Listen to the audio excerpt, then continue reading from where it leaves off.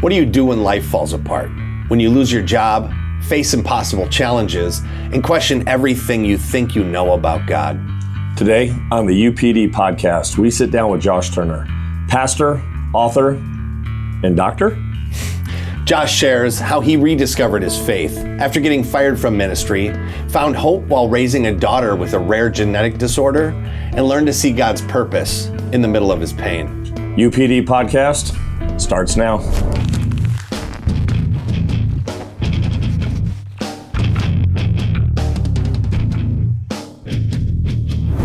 Hey friends, thank you so much for joining us today on Untrained Philosophical Discussionists. My name's Jonny Hanson. Right there's my good buddy Andy Lamb. And today this is going to be a little different. We have a friend who's going to be with us, so we're going to interview.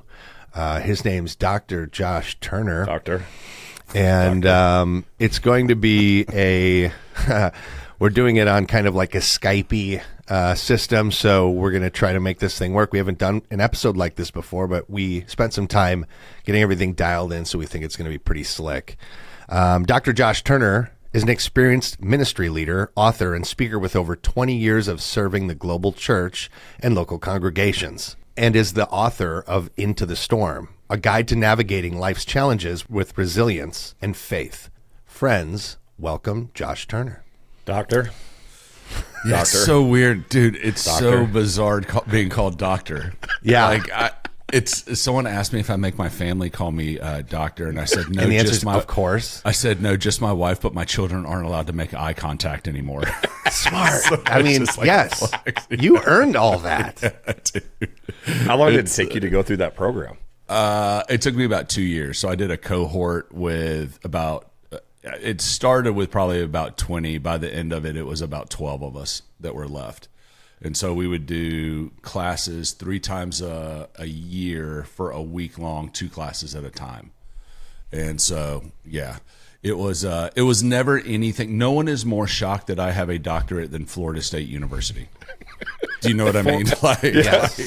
as a former Seminole, they're like, run his transcript. Like, so. By the way, it's funny, stepping back a second, if I ever became a doctorate of anything, I would not respond if my wife said, honey. I would look around. It's doctor, babe. Assuming she clearly couldn't be talking to me. I'd need her Oh, dude, consistently to say that. It legitimately, I walk off the stage wearing my cap and gown, looking like Harry Potter. My parents are there. I saw the video. My dad walks directly, does not come to me, walks directly up to my wife, looks at her and goes, I'm so proud of you. And I went, she didn't take any classes. Like, what are we doing here? You know, it's like, dude, give me a win, you know? What in the world? Anyway. I would wear a white coat at home constantly. I would wear it all around the house, just constantly. Well, my son's 22, and he always constantly reminds me, I'm not a doctor that can actually help anybody. Is what Right. he says. If there's an emergency on a plane, keep sitting down. Yeah. Don't raise my hand. Like, is there a doctor? Let me tell you about Leviticus. You know, like, it doesn't help. Doesn't He has help a heart anybody. condition. Yeah. I know a thing or two about that. Pray to Jesus. Your heart has been... Yeah, the Bible says a lot about your heart. I got this. Just watch out. Watch out. Hey, so I'll just kind of start at the beginning with you on this. One of the things you told us is that you were saved at 13. Kind of our theme for our podcast is we want to always just be pointing men towards Jesus, and a lot of women now too that are jumping on. So we've kind of moved a little bit of a different direction at that. But it said that you were saved at 13.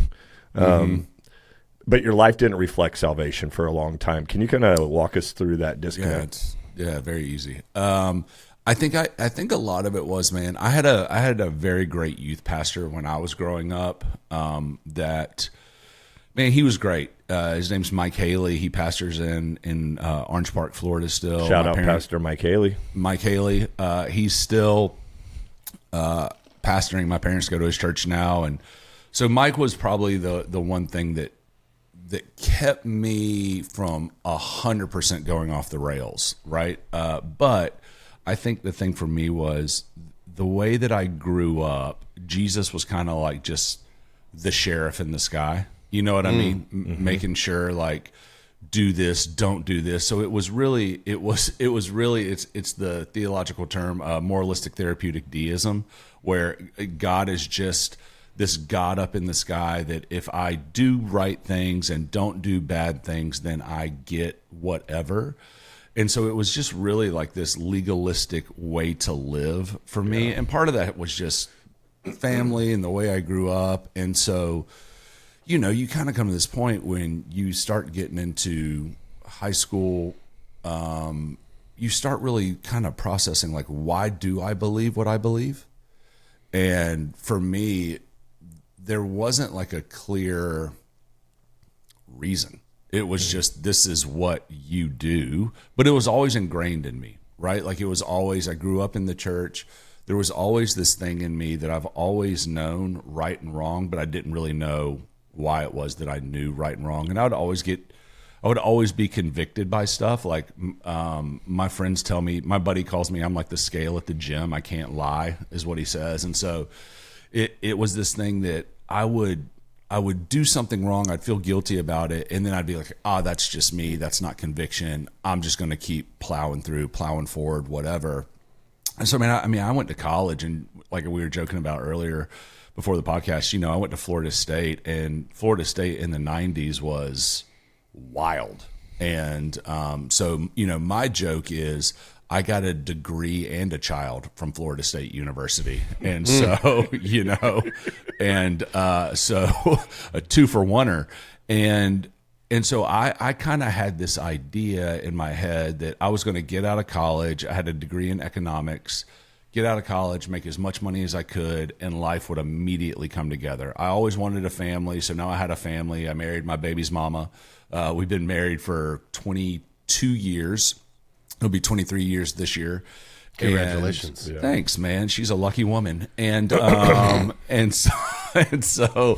I thought, man, if I got the American dream, right? Like if I made the money, had the house, whatever, that life would come together. And God, in his goodness, allowed me to have everything I thought I wanted at a pretty young age. I was successful in business and did really well financially, and we bought a house, and everything looked right. And dude, I can just remember being miserable. Like driving to work, I had to wear a suit every day. I had hair back then. Now I'm bald. My hair was majestic.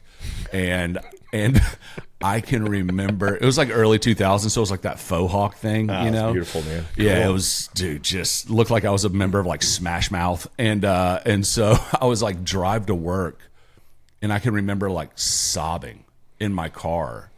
And I always said, I didn't know what I was made for. I didn't know how to find out what I was made for. And if I ever found out what I was made for, I didn't know how to do it. And this guy that I worked with, we went out to go see a client, and we're standing in the hallway, and he played center field for Florida State. And I grew up playing baseball, and baseball players are just kind of notoriously degenerate. For whatever reason, they just are. I don't know what it is. And we're standing in the hallway to go see this client, and he goes, hey, man, tell me about yourself. And I go, I don't know, man. I still like going out, partying, smoking a little weed from time to time. You know, what about you? And this is all he said to me. He said, I love Jesus. I love serving at my church, man. I just don't want to be weird and make you uncomfortable. And I wanted to say, oh, I believe in God, but my previous sentence was, I'm still taking bong rips. So those two things kind of didn't line up, and it messed with me. And I didn't know why it messed with me. Now I know it was the Holy Spirit. And so that put me on a path of going to my wife and saying, hey, I think we need to get back in church. And how old are you when this happened? Do you know? 22. Okay. And so 22, maybe 23. And so I said to her, I said, hey, I feel like we need to start going back to church. And she's like, she grew up in the church as well. And she was like, yeah, let's go. And so we start trying all of these churches. And my son, when he was born, he's 22. He had leg surgeries when he was born. So he had to wear casts on his legs from the time he was a month old till the time he was a year old. We did experimental shots of Botox, all this sort of stuff. And so, man, when you're a young couple and you walk into some churches with a baby with casts on its legs, some people can look at you weird, And so we went to a bunch of churches where, honestly, man, we just didn't feel welcomed. And my parents didn't handle my wife getting pregnant out of wedlock well at all. And I know if it was something that they could do over again, they would have done it. And how'd that manifest? Oh, dude, we're ashamed of you. We're moving back to South Carolina. You're an embarrassment to our family. Oh, my gosh. They said things like that. Oh, that's the lighter things that they said. Wow. And it was brutal, dude. I mean, it was really brutal. I mean, I'm going through this. When Becca got pregnant, my wife's name is Becca. When she got pregnant, I was 21 and she was 19. And so, we're 22 and 20 having a kid. And when she's pregnant, they're just kind of horrendous to us. And really to her, the fact that my wife is friends with my parents is very shocking to me. She's a better human than I am. And so we tried to go back to our home church, but they had kind of talked about it so much that we knew we couldn't go there. And so I went back to that guy that I worked with, and I was like, hey, man, you said something to me like a few weeks ago that really messed with me. And we've been trying churches, and we just can't find something that fits. And like, knowing him, I know at that moment he must have been like, got him. Do you know what I mean? Like, sure, of course. I got one. And so he invited me to his church. Well, hey, let's pause for a second here, because what a bold statement he made to you initially there, Josh. I mean, he says, you just kind of, this is a thing I think for the viewers should listen to and contemplate a bit, is you kind of came at him slick, maybe even sounding to me at least like, I like to party, I like to smoke weed. Yep. Bro, first off, bro, this podcast is very familiar with that. Both of us come from drug backgrounds. Gotcha. Where we have a thing here. It's rescued and redeemed. Yep. I was rescued from the pits of hell. I didn't know Jesus. I didn't grow up in a Jesus household. Jesus saved me. Alternatively, Andy did grow up in a Christian household, left the faith, and kind of did his own thing, sounding similar story to you. Lasted a little deeper into life. And then was, wooed back by Christ. Yep. I say that to say this, a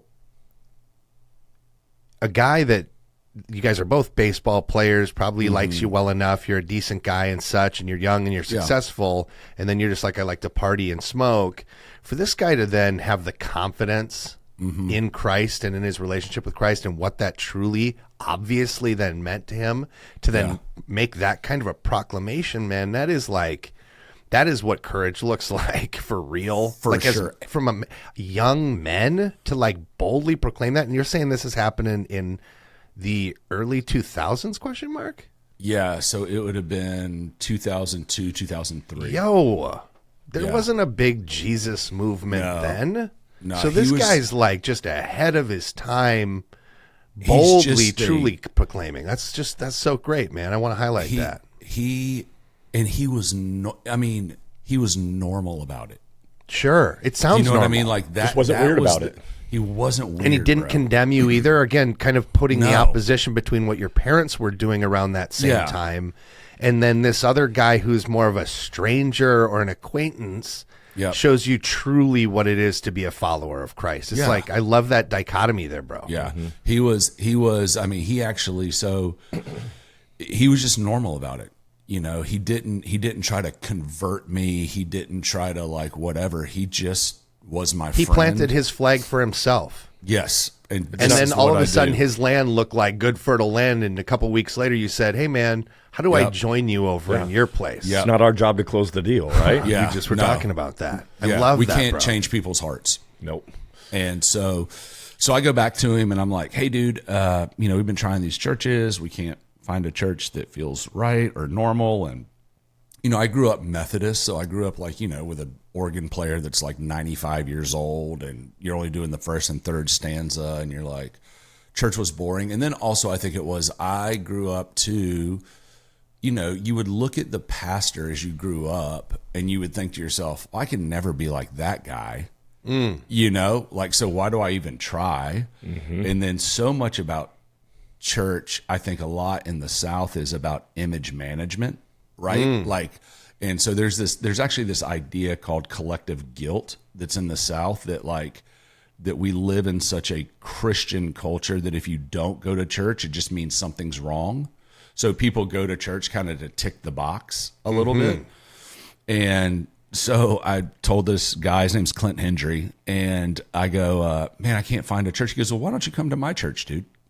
And it was a non-denominational church. I'd never been to a non-denominational church. So, we walk in and guys have their hands in the air. People are crying. There's like a full band on stage. The intelligent lights are going and haze. And I'm like, oh, this is a cult. Like 100%. This is a cult, dude. I looked at my wife. I was like, we're going to die here, I think, today. And don't touch the snakes. Don't touch the snakes. And so, bro, we go in and it's me on the corner, my son, and then my wife. And my son had gotten his cast off for the last time. And, dude, I can remember standing there. The worship is going. I've got my arms crossed, and I'm just judging hardcore everybody. And I'm like, these people are weirdos. Look at grown men crying. Good Lord, what's happening? And I can remember thinking to myself, I'm just going to go back to partying. This is obviously not what I'm looking for. If my marriage makes it, it makes it. If it doesn't, it doesn't. And I'll just be a really great dad. Like that was the thought going through my head. And dude, at that moment, I'll try not to get emotional. I turn and I look at my son. And he had pushed himself up on the seats and was standing with both his hands in the air. And dude, I lost it. Like, I tell people all the time, like, if you ever seen like an action movie where you see like John Wick or like Jason Statham or The Rock cry and it still looks cool and tough, I did not look like that. I was like, you know what I'm saying? I was like, either get a therapist or security. Something's about to go down with this dude. Yeah. And what I say to this day, man, is I felt like what I heard in that moment. I'm always really careful when I say I felt like what I heard the Lord say, but I've said this now for over 20-something years, is I felt like God said, son, I know where you've been. I know what you've been doing, and I'm just glad you're home. And dude, it was truly for me the first time I felt grace. And I am the guy that got saved on a Sunday, hungover from Saturday, and his life forever changed. Like, I love that, man. Forever. I love that. And I love how God uses the innocence of a child reflecting Jesus, and he used this childlike faith just to change a man's heart forever. Forever. When you saw that, like when you turned over and you saw your son there with your arms in the air, obviously became emotional. Why do you think that was the catalyst that changed your heart? Like, what was so deeply impactful about that you could just, in a moment, flip that switch? I honestly, I don't know. I don't have a good answer for that. I wish I did. I think one of the ways that I had associated God, like I said earlier, was just kind of the sheriff in the sky. Like I have this sermon I say a lot. I say this line a lot in where I say I think we've confused Zeus and God, right? Like, and I think so many times what we are taught, the way we're raised, the way that churches communicate the gospel is that God is just kind of sitting up in heaven on a throne with a fistful of lightning bolts going. Distant. Yeah, do it again. See what happens. I actually think Jim Carrey said it really well, is that God is a mean guy up on with a magnifying glass on an anthill, right? Yep. That was his theory of it. It's just waiting to bring punishment to you. Yep. And I think that there was probably a lot of me that thought that, and it was the first time, and I mean, obviously it was the Holy Spirit, but like, it was the first time that I didn't feel that. And then, there's this part of it too, and you guys get this from being former addicts. you feel so crappy about yourself that there's this thing in you that you're like, well, there's no way that this infinite loving God could love me if I feel this way about myself. Yeah.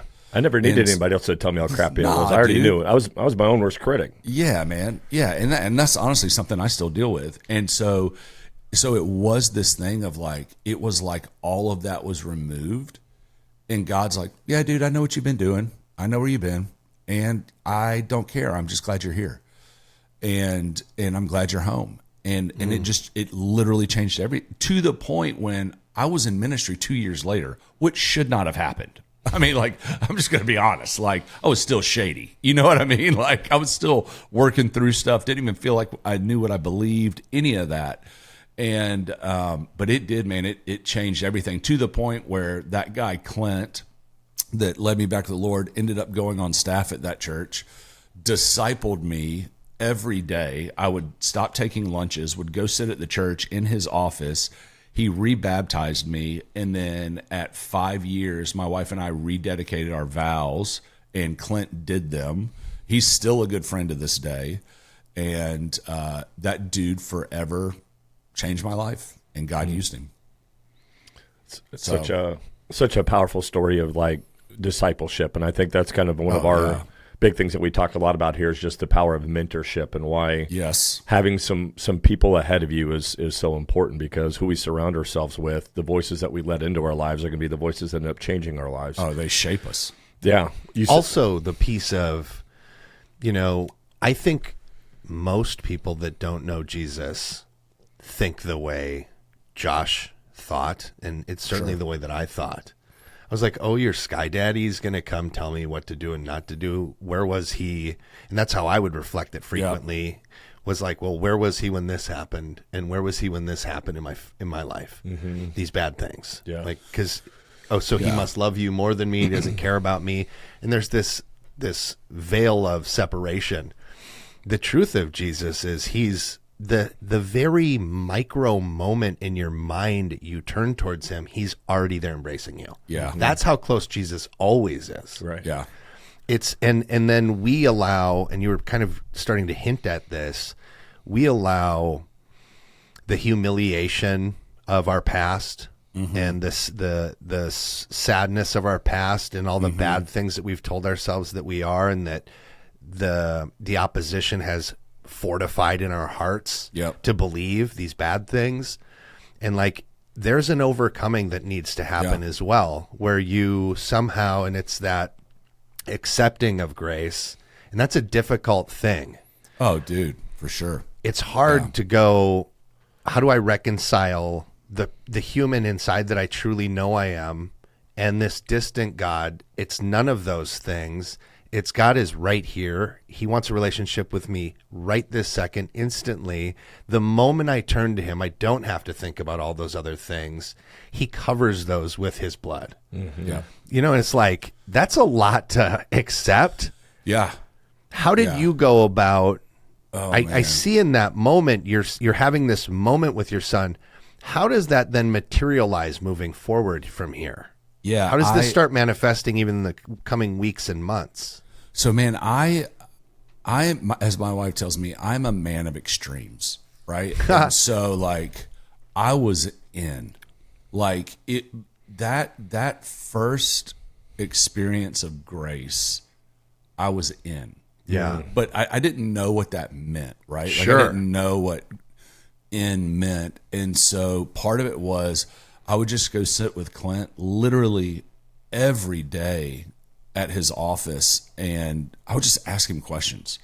And then I would get my hand on every book I could get, and I would read it. And then I would start, this is like when video podcasts were just starting to come out, and sermons. And I mean, dude, I would literally fall asleep listening to video podcast sermons.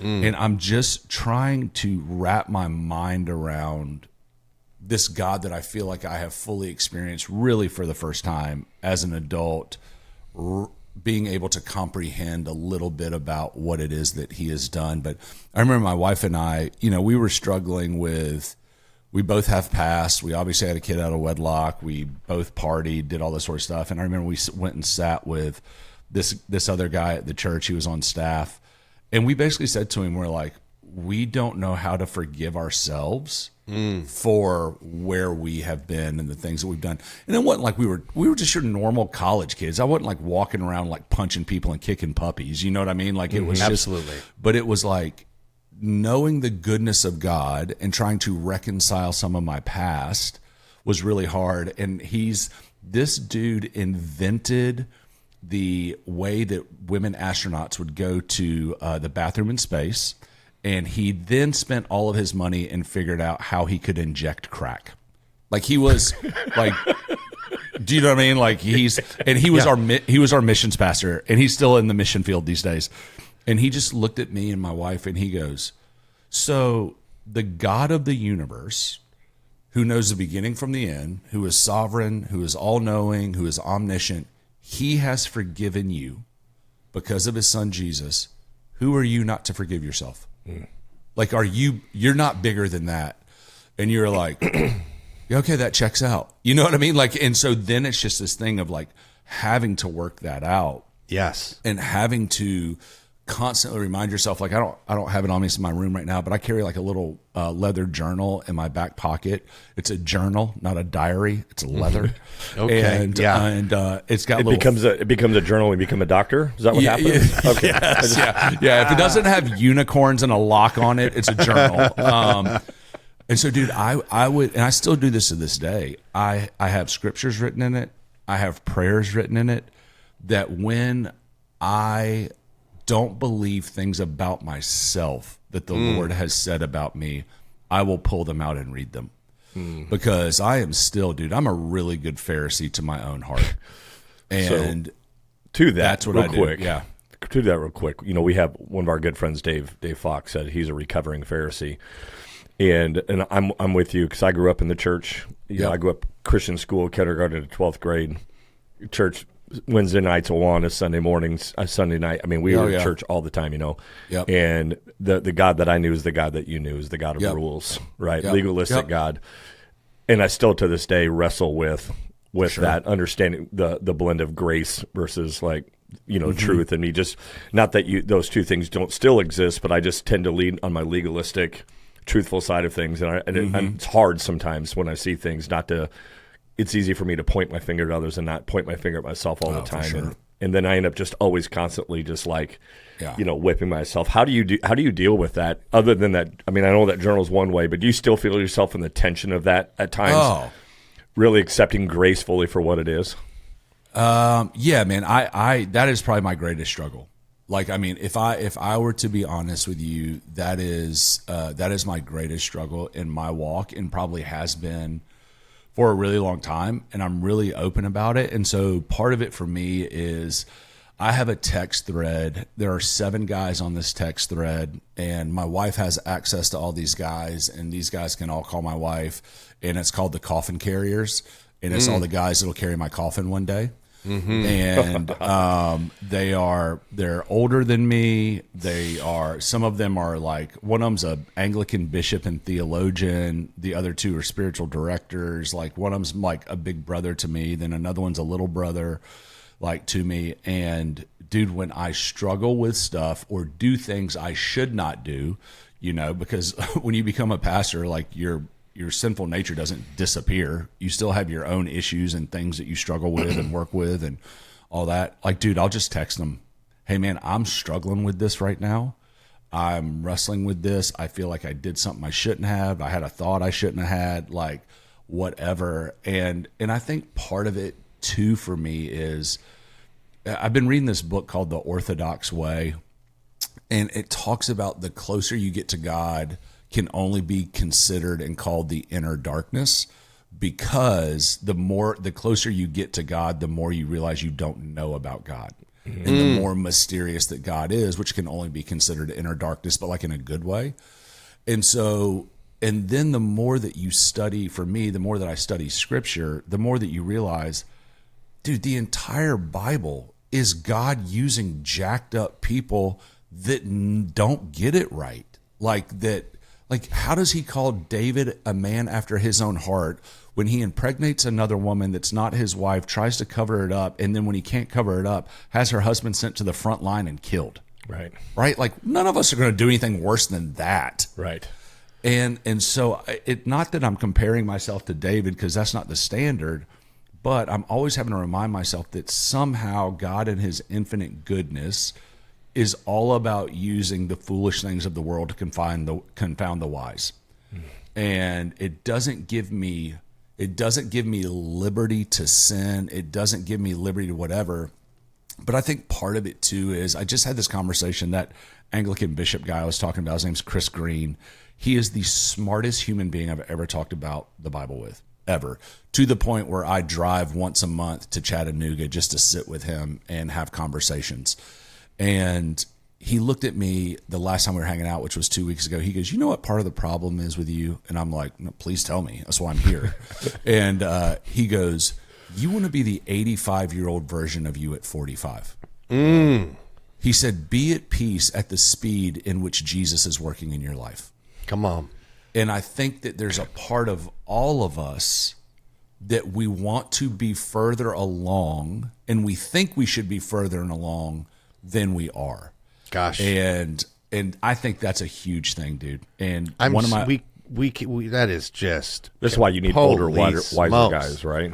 Go ahead, pause on that for a second. That is fantastic. What a great what a sage piece of advice. Yeah. Oh my gosh, hold on to that, everyone that just heard it. And really I'll give you another way to say contemplate that, please.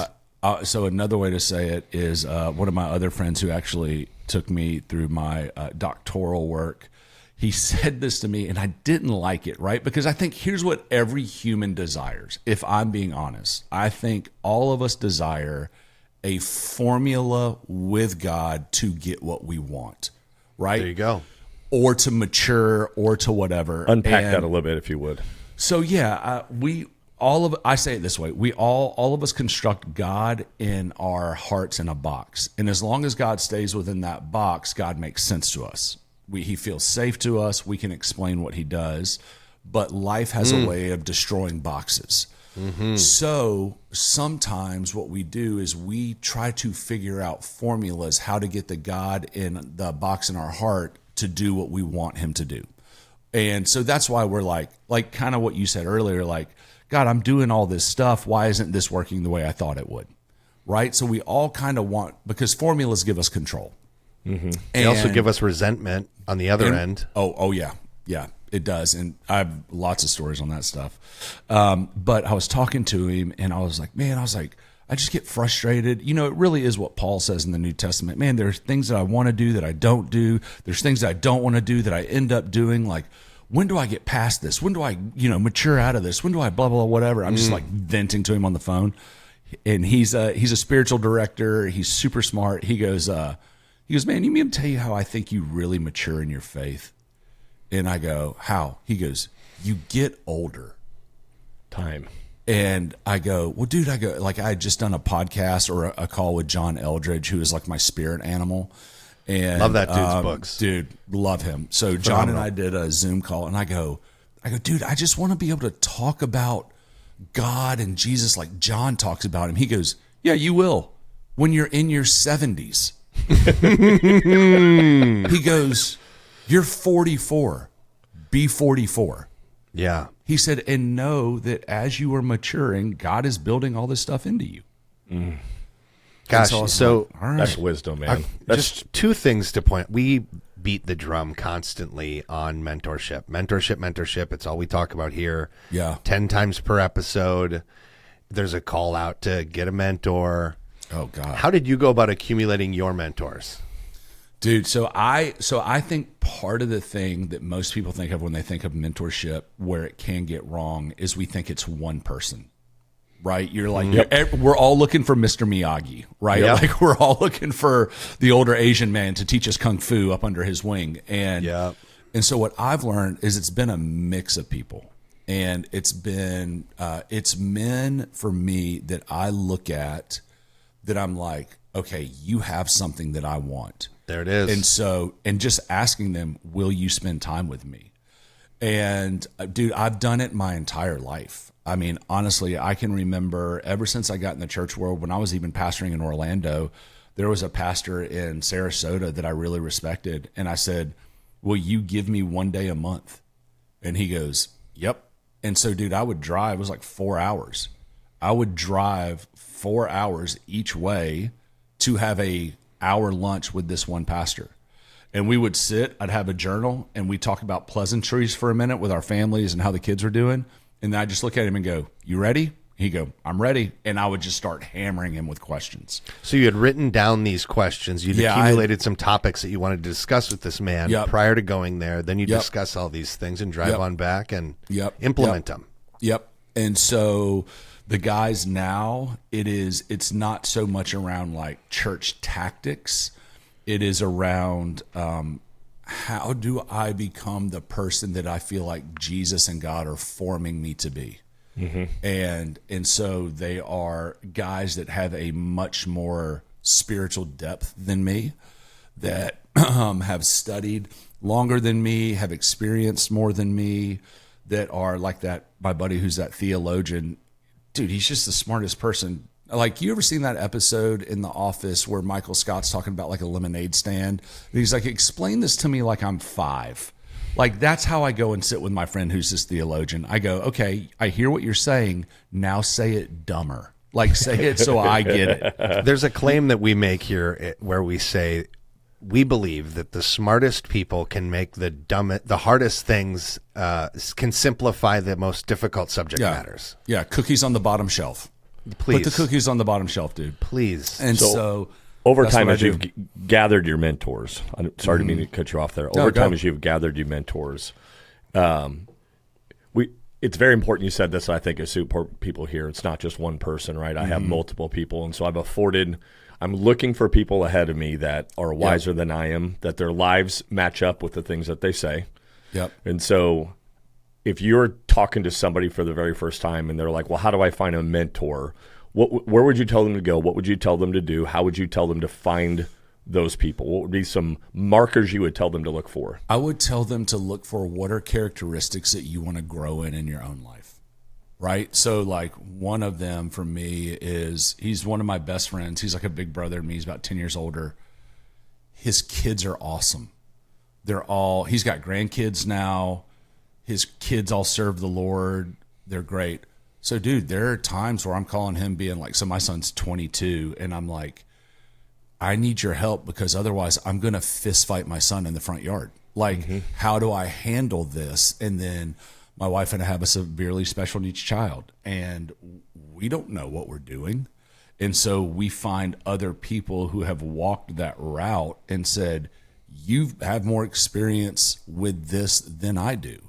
And then, dude, I'm to the point too, like even take John Eldredge. Like, I think I've read every one of John's books and have gotten to interview him and be around him a few times. And I will unapologetically seek somebody out.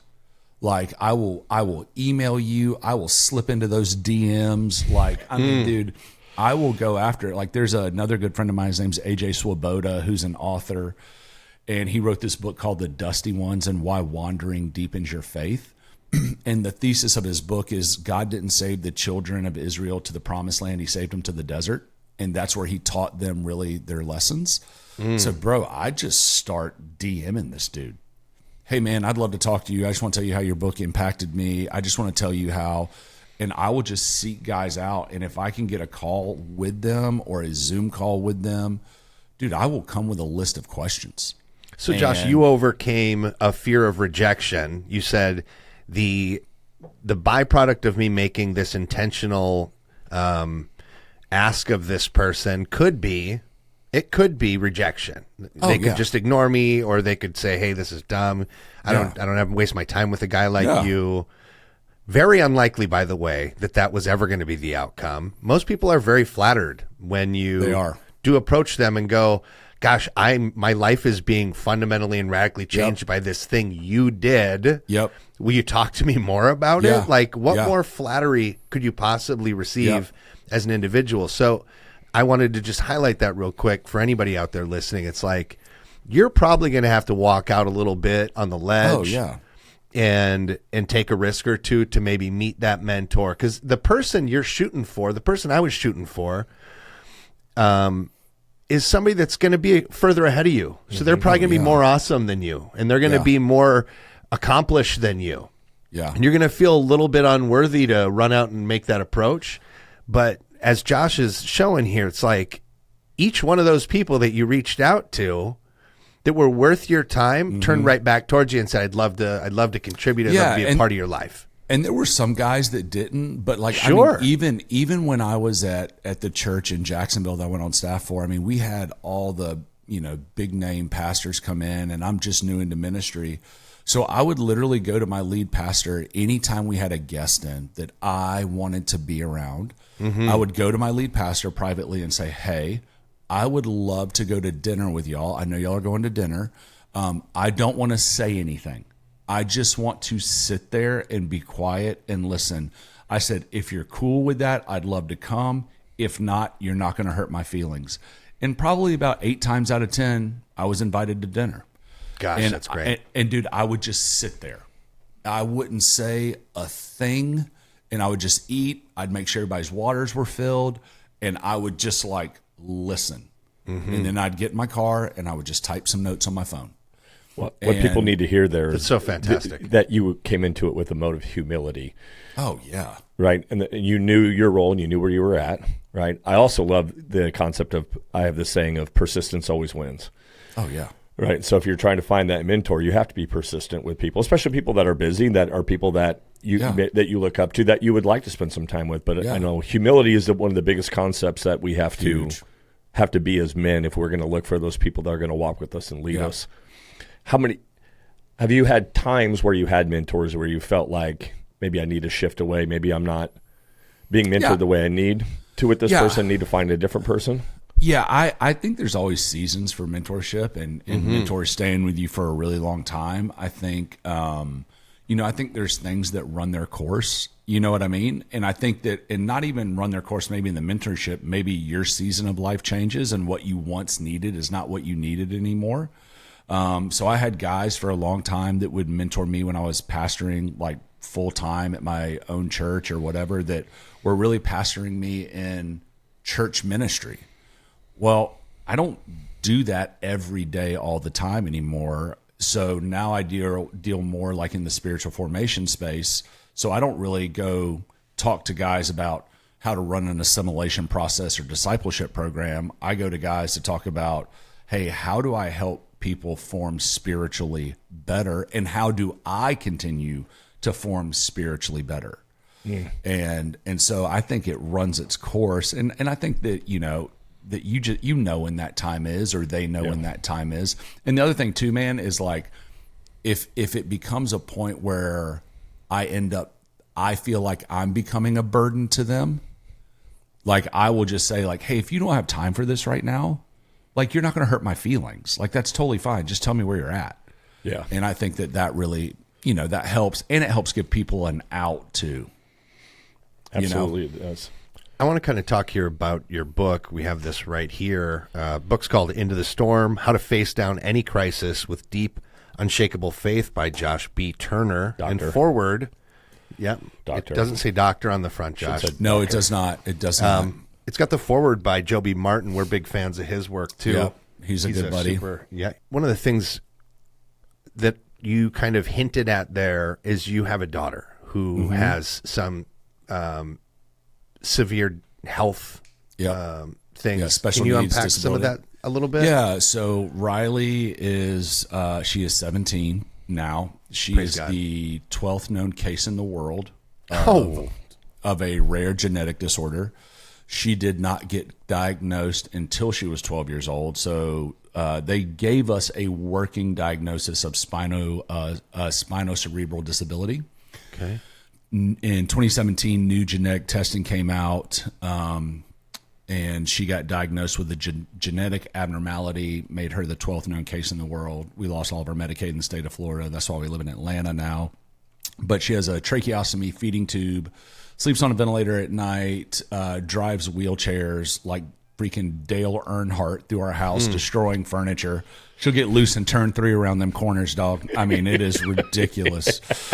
And but mentally, she's totally normal. It's just all physical, and she's had 33 surgeries, and she's awesome, man. I mean, but it is definitely a struggle. We spoke sign language for 7 years, and then they told us she would never speak, and then legitimately on Columbus Day, I think 8 years ago, she's laying on the ground playing PlayStation 2 with her older brother and started talking. Like full sentences?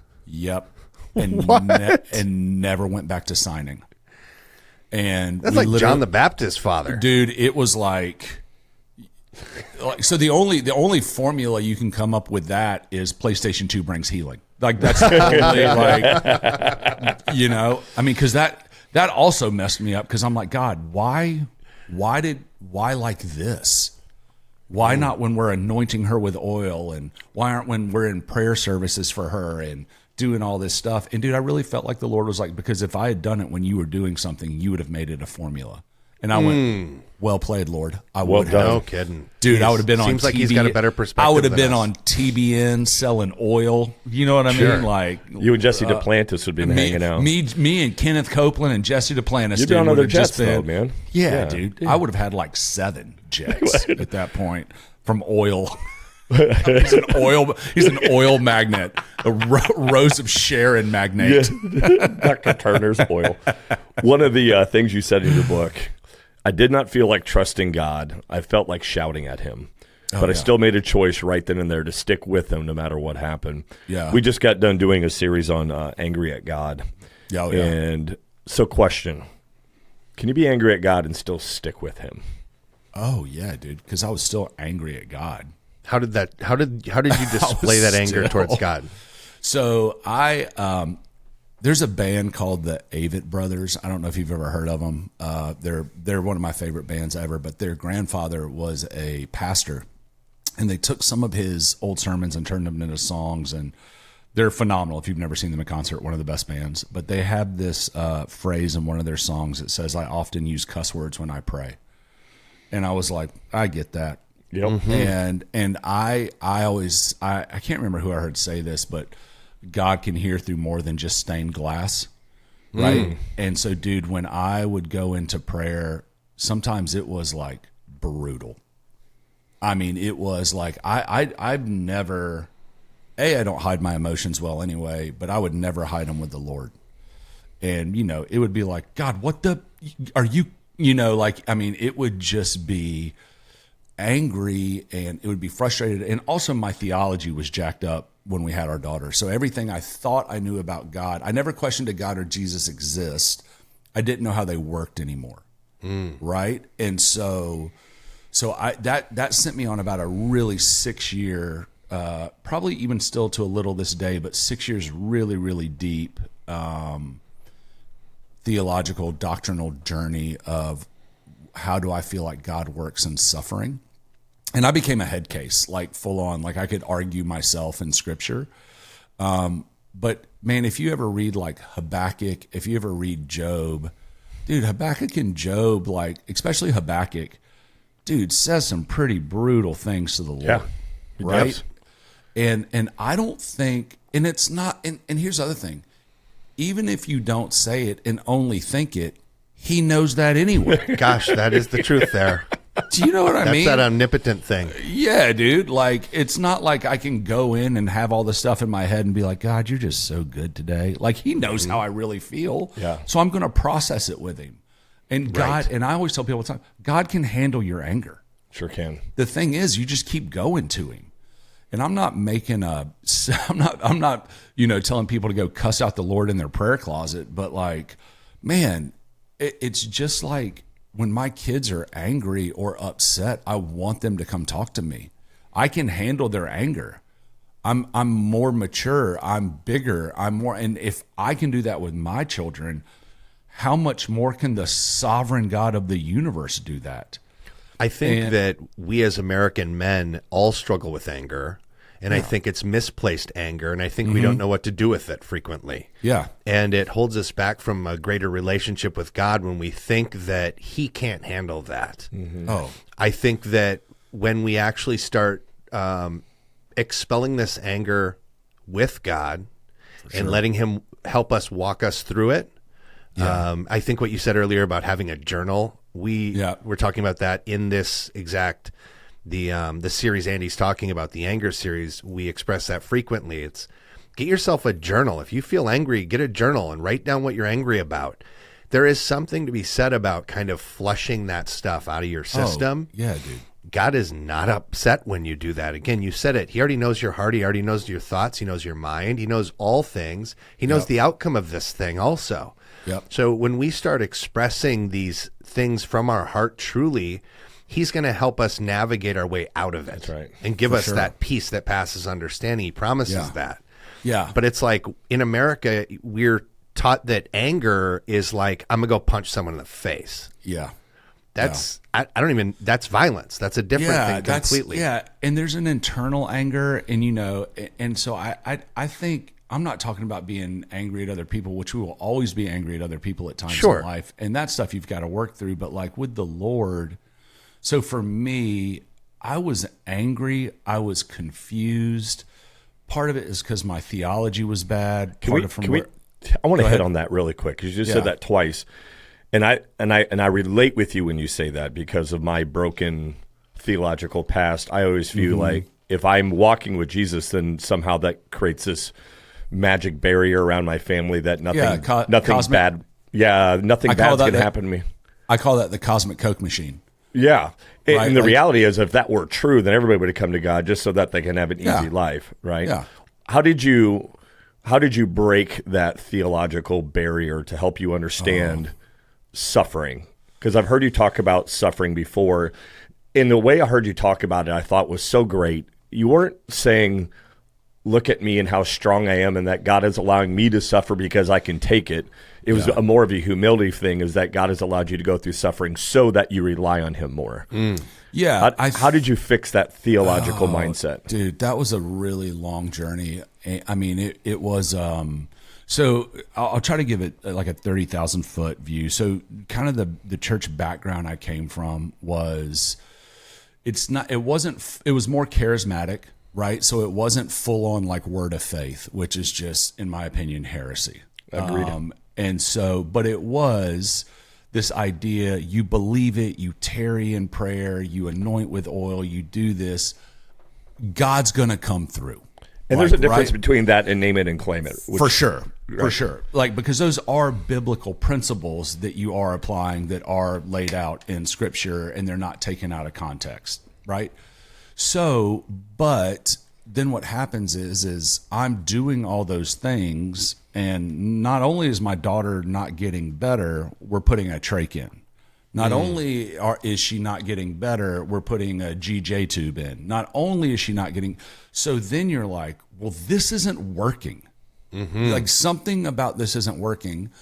So then, dude, I go like hardcore Calvinist, right? Like I go hardcore Reformed and hardcore God knows everything and so then I kind of start working that out.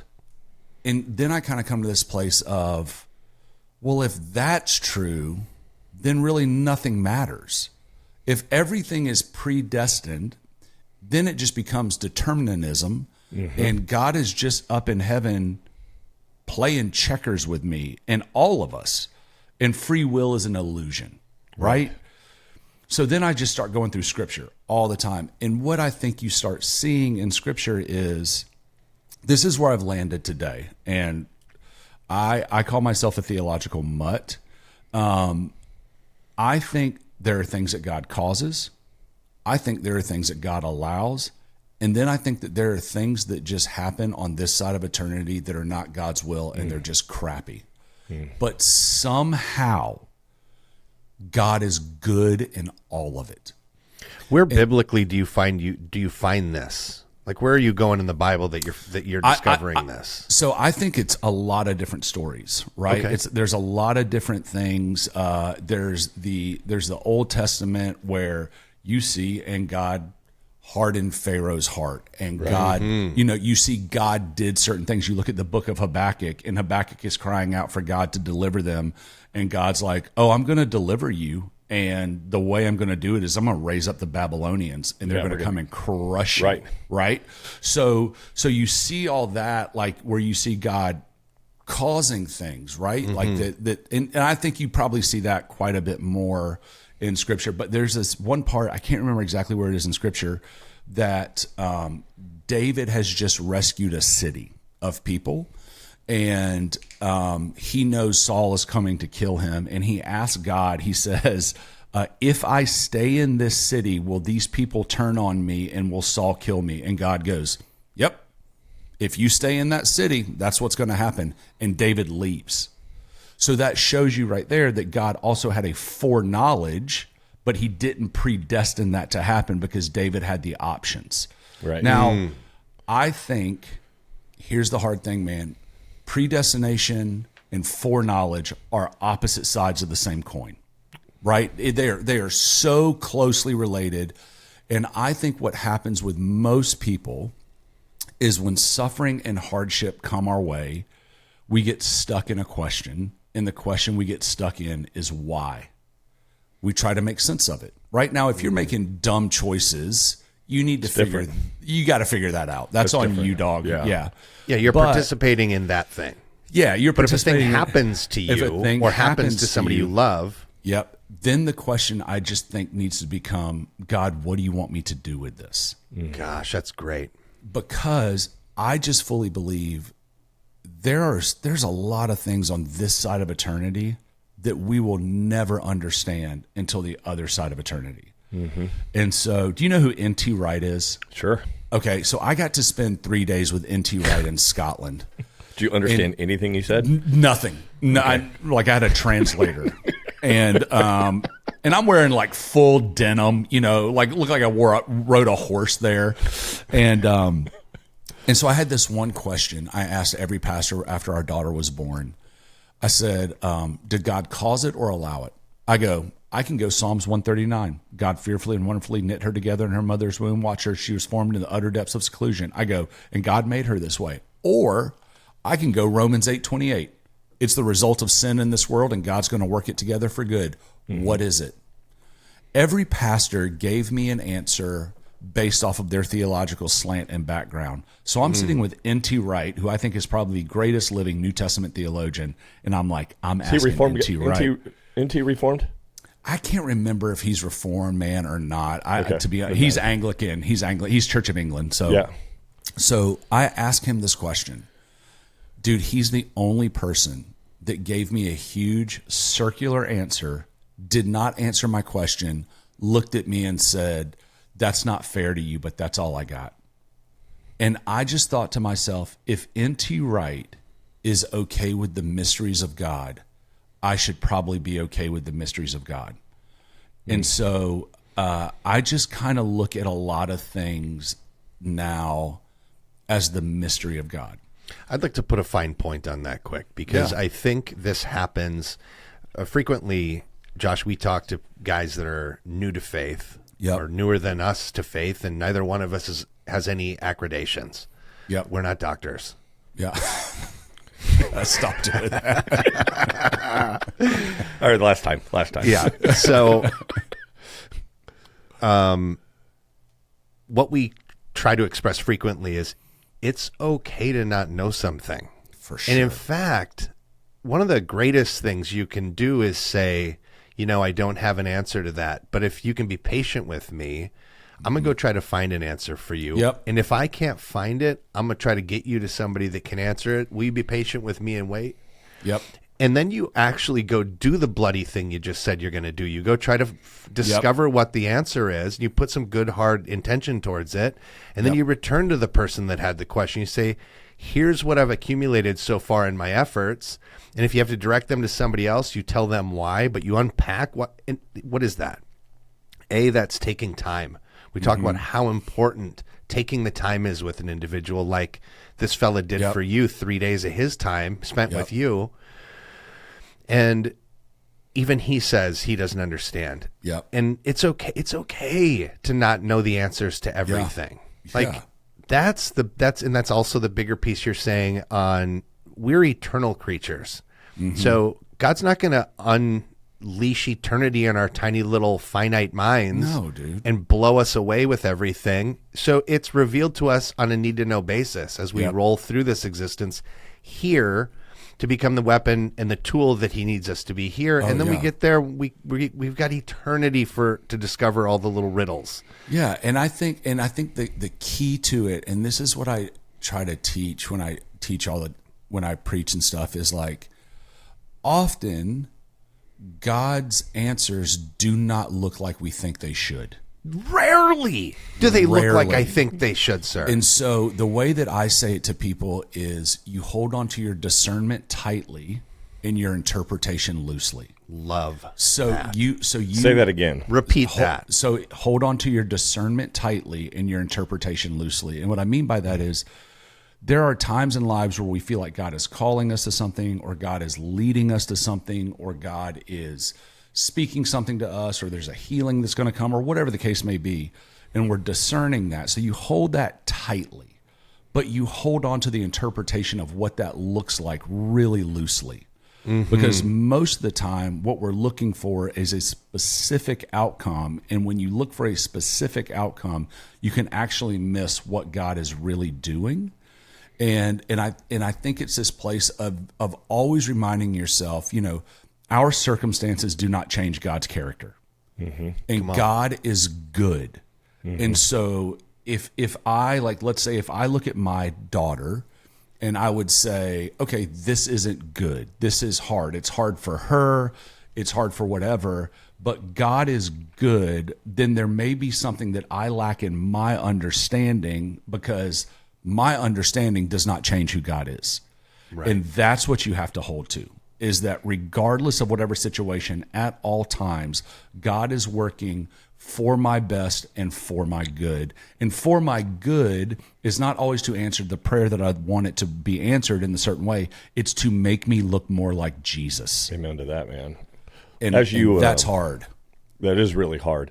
You kind of shift a little bit with that, because you brought up there when you're pastoring people. So I want to walk down that road with you if we can for a little bit of your ministry. Yeah.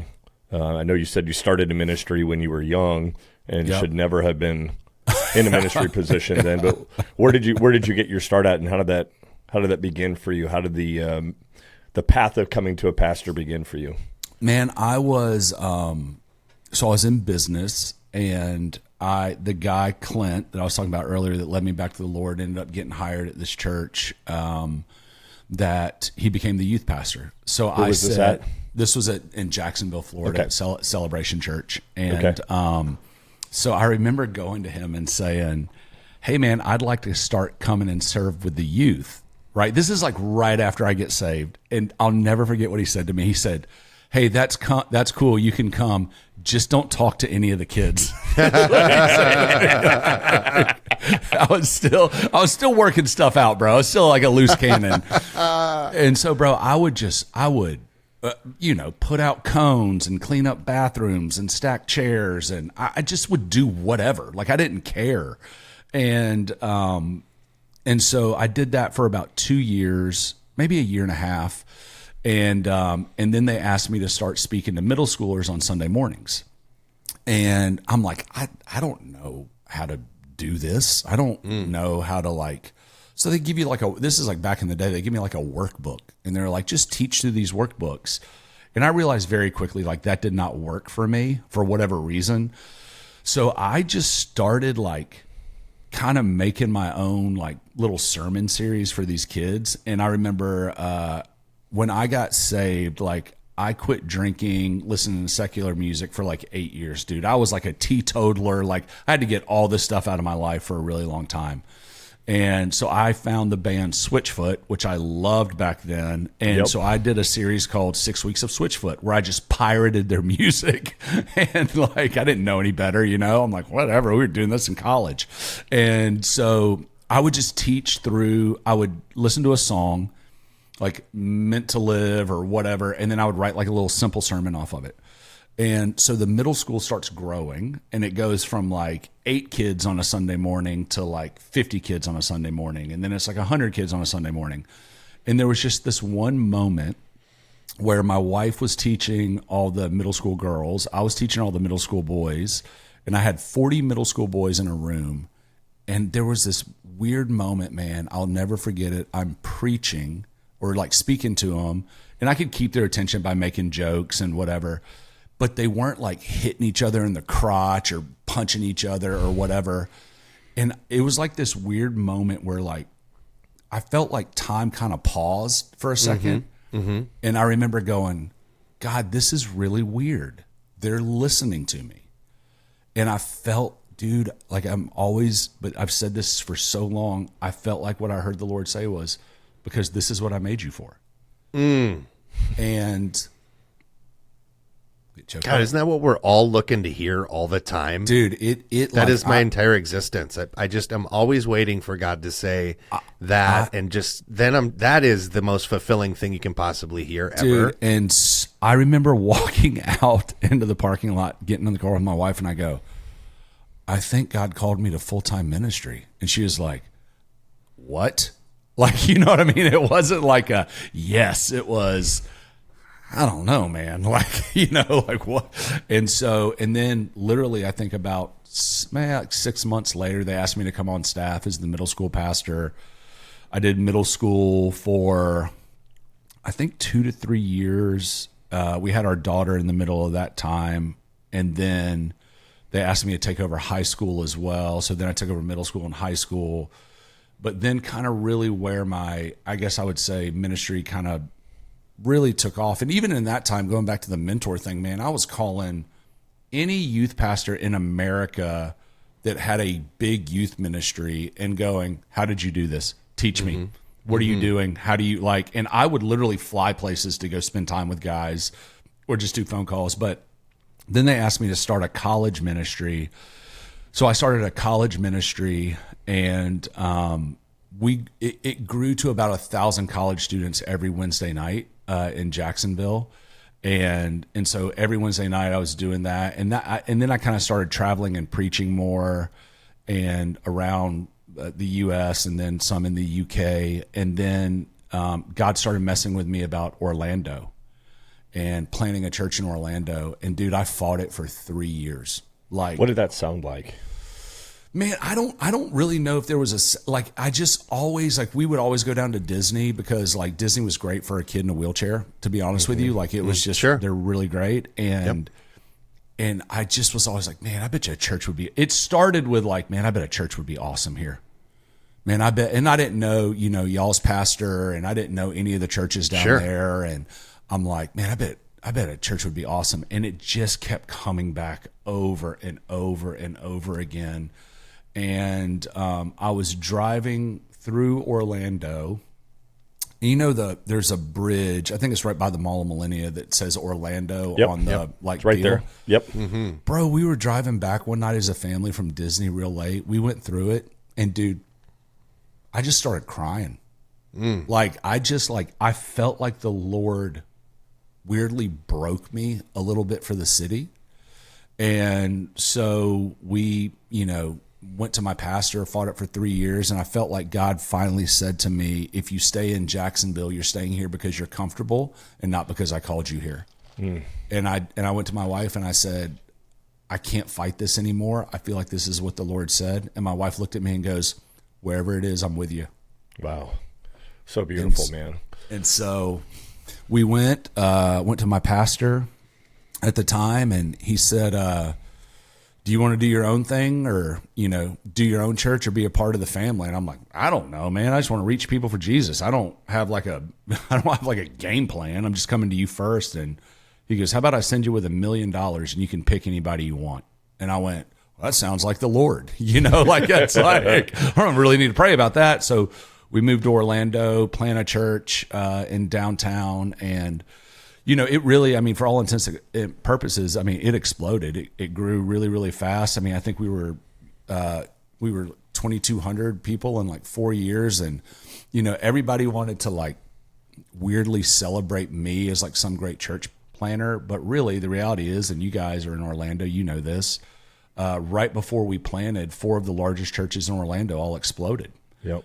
And so all of a sudden we had these massive influx of people, but all these people are super wounded and they're super broken because their pastors, made some poor choices. And so, stayed down there, pastored for 4 years, and then things. How do you go about pastoring people that have those kind of wounds, Josh? Man, because that can be tough to bridge that gap between somebody had some faith, whatever that looked like, then they get church hurt, and then kind of bringing them back to help them recognize that it's not Jesus that they're mad at, it's a human. I don't think that I realize I would do it different than I did back then. Okay. I don't think I realized how impactful it was for people at that time what their pastors had done, because the way that it came out was they just wanted to meet with me to tell me how I should do my church or our church like their church used to be. Right. So that was, they wanted. And so that kind of was like, so then you're, dude, I planted a church, I was 33. And so I'm still figuring out who I am in all this. And I'm figuring out who I am as a lead pastor. So then when you have all these voices all the time telling you, you should do this, you should do that, you should do this, you should do that, you're trying to sort through it. And then there were a lot of things that I did as a pastor that I thought were like biblically based, but they were more just culturally based.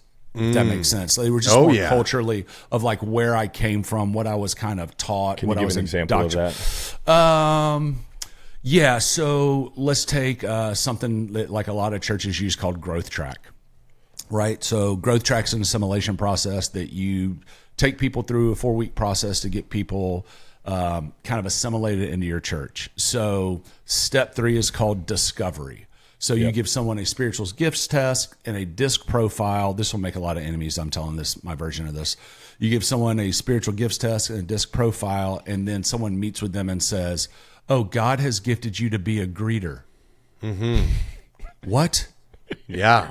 No, dude. I'm freaking using a tool to get you to help me to build something that we're building.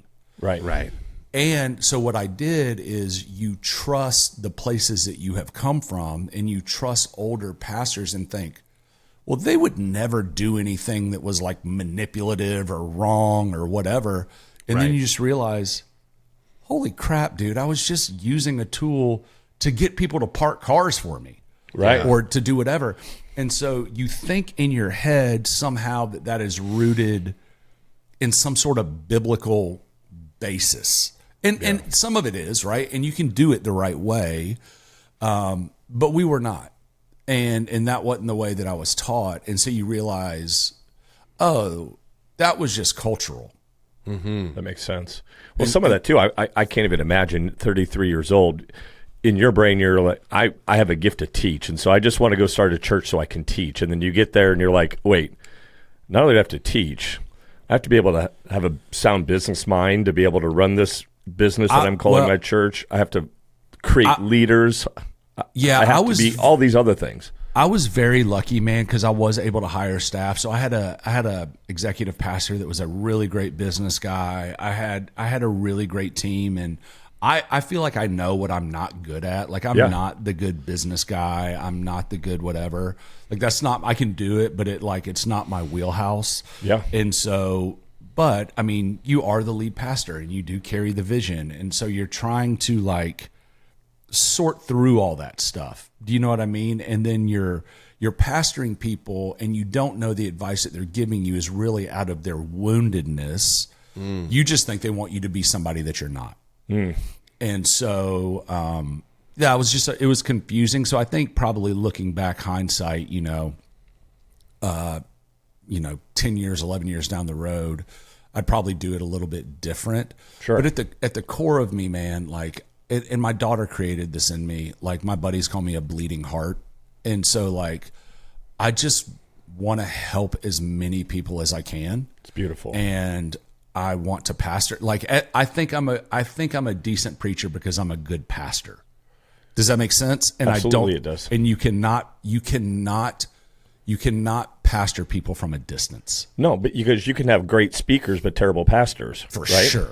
So I of the two, give me the pastor that 100%. wants and desires to see people change at their core Yep. and become true followers of Christ.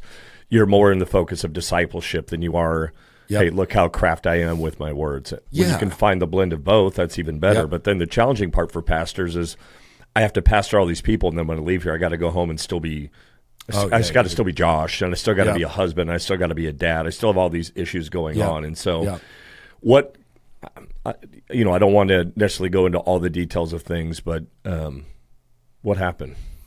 That you want to talk about. How did that change who you are? Oh Lord, how did that change how I am? Yeah, so we were there in Orlando. Everything was going really well. My pastor that I'd been with for, at that point, 17 years, he made a decision that I could not follow anymore, is the best way I know to put it. It was some theology stuff, some doctrine stuff,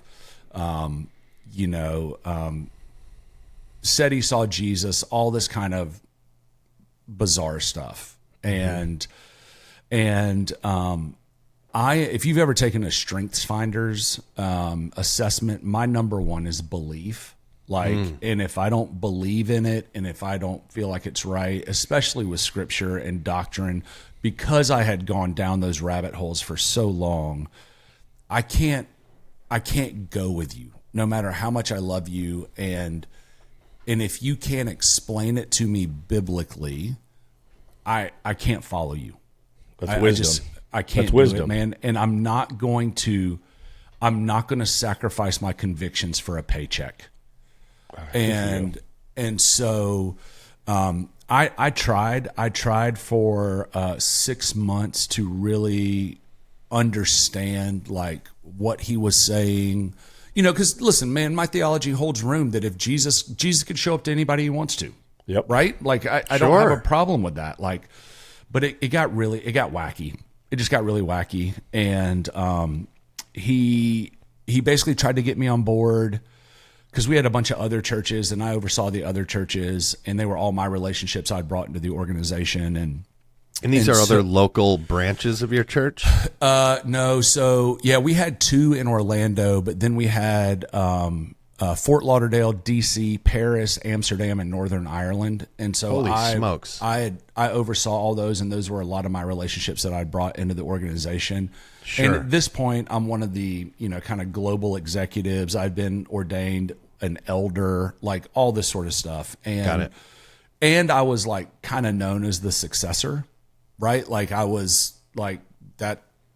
Everybody kind of knew you were that. being groomed as the successor. Yeah, I was kind of being groomed as a successor for all of it. And me and my pastor, we were really close. I mean, we did a bunch of hunting trips and fishing trips together with our sons. And so he knew he was not going to get me on board. But he also knew that because of my influence in the organization, and then just my influence outside of the organization and other church circles, that if I left, it was going to look like he didn't teach me or I didn't believe him. Got it. Because he had kind of gone such a route. And so he knew he needed to get rid of me. And the only way he could figure out, I think, how to get rid of me at the time was to just start trying to accuse me of things. And so, I mean, he did. I mean, it was the proverbial, I'm going to throw anything against the wall, and if anything sticks, I'm going to use that to get rid of Josh. And it was brutal. I mean, it was there was a meeting where he called me names for 4 hours at my kitchen table in front of my wife, and any other man I would have fist fought. And for real, like he would have caught these hands. But it's a mind screw because it's your pastor. Yeah. And your friend. And there's a part of me, kind of what we were talking about earlier. I'm a really good Pharisee to my heart. So when people are accusing you of stuff, my first inclination, especially my pastor, is going, am I these things? Sure. Have I become this? Have I hardened my heart? Am I in darkness? Am I like, so you're trying to sort through all of that in your head. So nothing stuck. And he just finally calls me one day and says, I'm going to give you two options. And so we all operated autonomously except for on paper. On paper, we were one church, but we operated autonomously. So what he was trying to do now was bring everybody back into this new form of ministry that he was doing that was just out there. And he said, so I'm gonna give you, yeah, it was rooted in biblical language, but it was wacky and it wasn't biblical. And and so he said, I'm gonna give you two options. Your two options are you give me your churches in Orlando and move back to Jacksonville and let me teach you this new form of ministry, or I will give you a year's severance. And so I went on a 3-day fast, and I could still tell you where I was sitting and what wall I was looking at in this specific room. I had this thought, I'm staring at a wall, sitting on the bed. Oh my God, what happens if I'm 48 and he has another vision of Jesus, or I'm 58 and then your options get a lot smaller of what else you can do. Yeah. And so I said, man, I can't submit my family to this. And so I went in and resigned and signed 7 pages of NDAs and non-competes. And they tied my severance to that. They knew they kind of had me over a barrel with my special needs daughter because she was about to have a 12-hour back surgery. And so I resigned. I literally resigned on Good Friday, and he had his first, whatever vision of Jesus on Good Friday the year. I lasted a year to the day. And the only reason I lasted that long is because he left me alone for 6 months, and all of us. And dude, it was brutal. I mean, it was, to the point, even in the book Into the Storm on betrayal, my wife wrote that chapter. Because I told her, I just told her, I can't write it. I don't, even you and I, Andy, talked about before, like my heart in this is never to disparage anybody, never to like call anybody out or beat anybody up or anything like that. And I am honestly healed from it. I can say that with 100%. Like if my old pastor called me tomorrow and said, I need help, I realize I'm not okay, I would get in my car and go and pick him up and take him wherever. And how did you get, I'm assuming, let's pause here on this place, because this is so important. This is something that you've been building your life towards. This is something that a weeping moment driving underneath the Orlando sign has led to, you've got this great church, this great community, all these people are coming, it's very successful. And now this guy who is seeing things completely different than the way you can believe them to be is forcing you out, and now you're actually forced out. Yeah. And it's and your daughter's tied into this whole thing. So you've got these are radical emotions, sir. Oh. That was a disaster. How do you talk to God about these things in that time? Oh man, well, so here's what's crazy too. So I was talking earlier about my daughter losing Medicaid. That was the same week I resigned. So she got that diagnosis and we lost Medicaid all in the same week.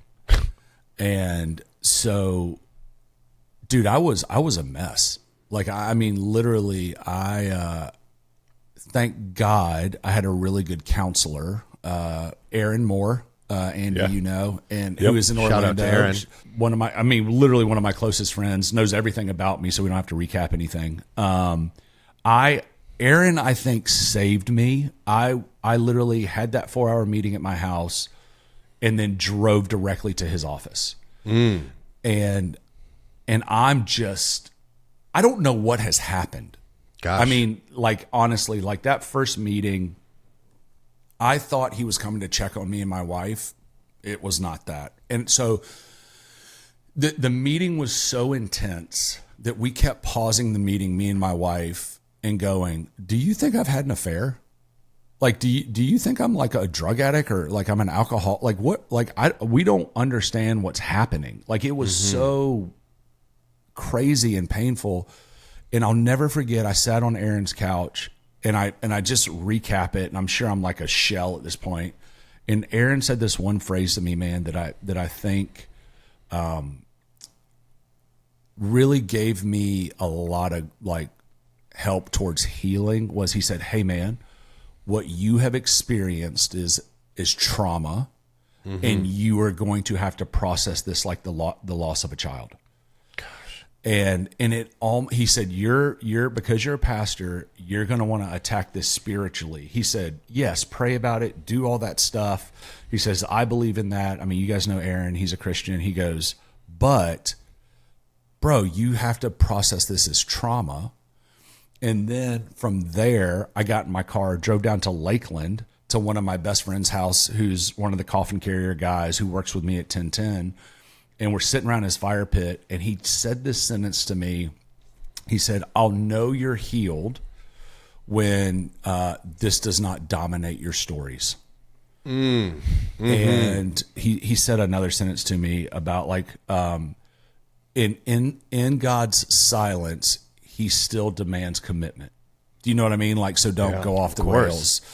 And dude, I didn't handle it well for a while. How right? could you? Like, I mean, I was reeling. I was super messed up. I had to go on antidepressants and anti-anxiety medicine for about 2 years.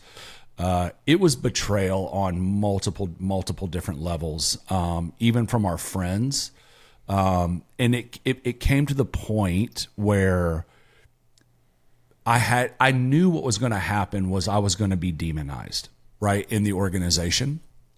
And so I had friends that would come visit us in Atlanta or before we left Orlando, and they wouldn't take pictures with me because they were so afraid that if my old pastor saw them with me, he would fire them.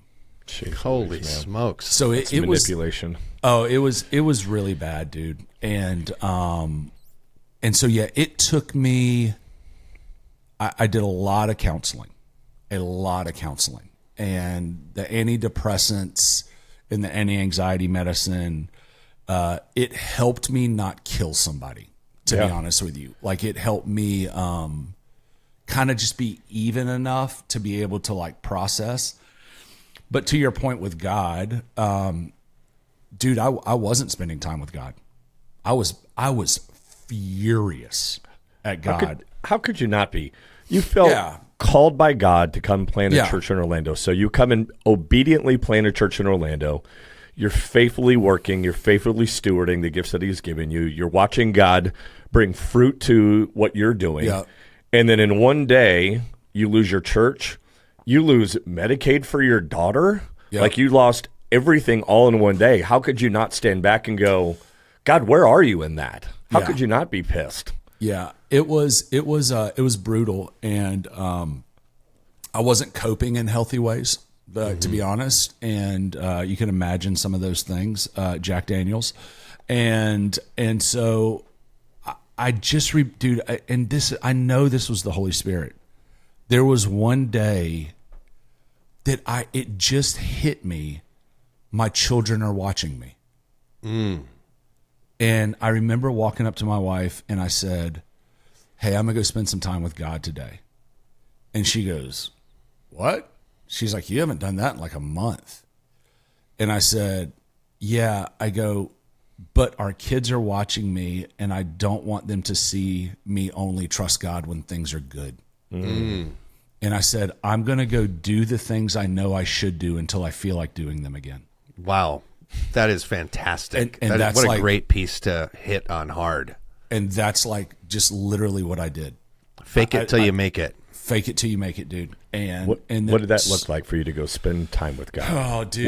What did that take? It was entail? forcing myself to read the Bible, forcing myself to pray, forcing myself to reconcile like what had happened. And then once again, I'm questioning all this stuff about me as well now, right? Sure. Like it is like, am I all these things? And have I become in darkness? And have I become whatever else I was called? And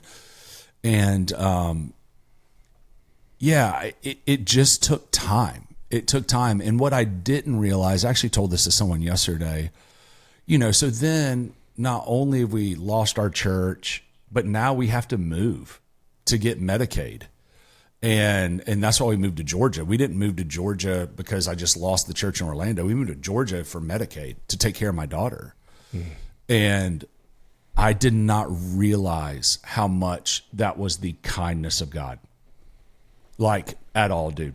My son was a junior in high school. We're having to move him. I'm more worried about him than anything else, and we move. And after we move, things at the church that I left, not just mine, but all of them, get infinitely worse. I mean, like just super, super bad. Tons of lawsuits that are still going on to this day. The guy in D.C., who's one of my best friends, he leaves. Guy in Fort Lauderdale leaves. The churches overseas don't exist anymore. Like just things get really, really bad. And then it hit, and I'm like watching all this from Atlanta, right? And I'm like, and then it hit me one day. Oh God, you saved me. Clearly. Like you actually, like what I thought was one of the most painful experiences in my life and was actually your kindness in saving me. It just didn't look anything like I thought it should. God, that's such a great perspective. So then it keeps playing out. And like I said, it's still playing out, unfortunately. And then, man, it hits me like my pastor, he just wasn't well.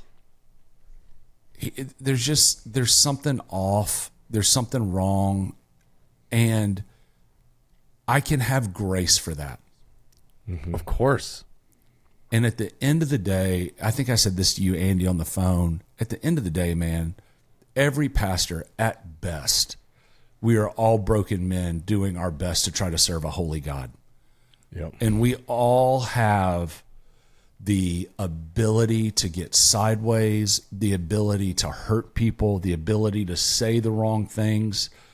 And that's why I always try to teach people, it's not Jesus. Jesus isn't doing this to you. It's just a person, their humanness, their stress, their whatever that plays out, unfortunately, poorly at times. And but it took me 3.5, 4 years really to get through it. Yeah. When did you get that? Yeah, go ahead. When did you get that gift of that perspective change? When did that how far after you've left the church, how soon into moving to Atlanta, what's the timetable between these two things that God gave you that peace where he said, I rescued you from a ship going down? Yeah, I think I saw the rescuing thing pretty quickly. Like I think I saw, so we moved to Atlanta in 2019.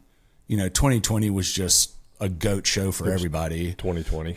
Yeah. So right in the 2020, 2021 is when things really started getting crazy, lawsuits all over the news, all this sort of stuff.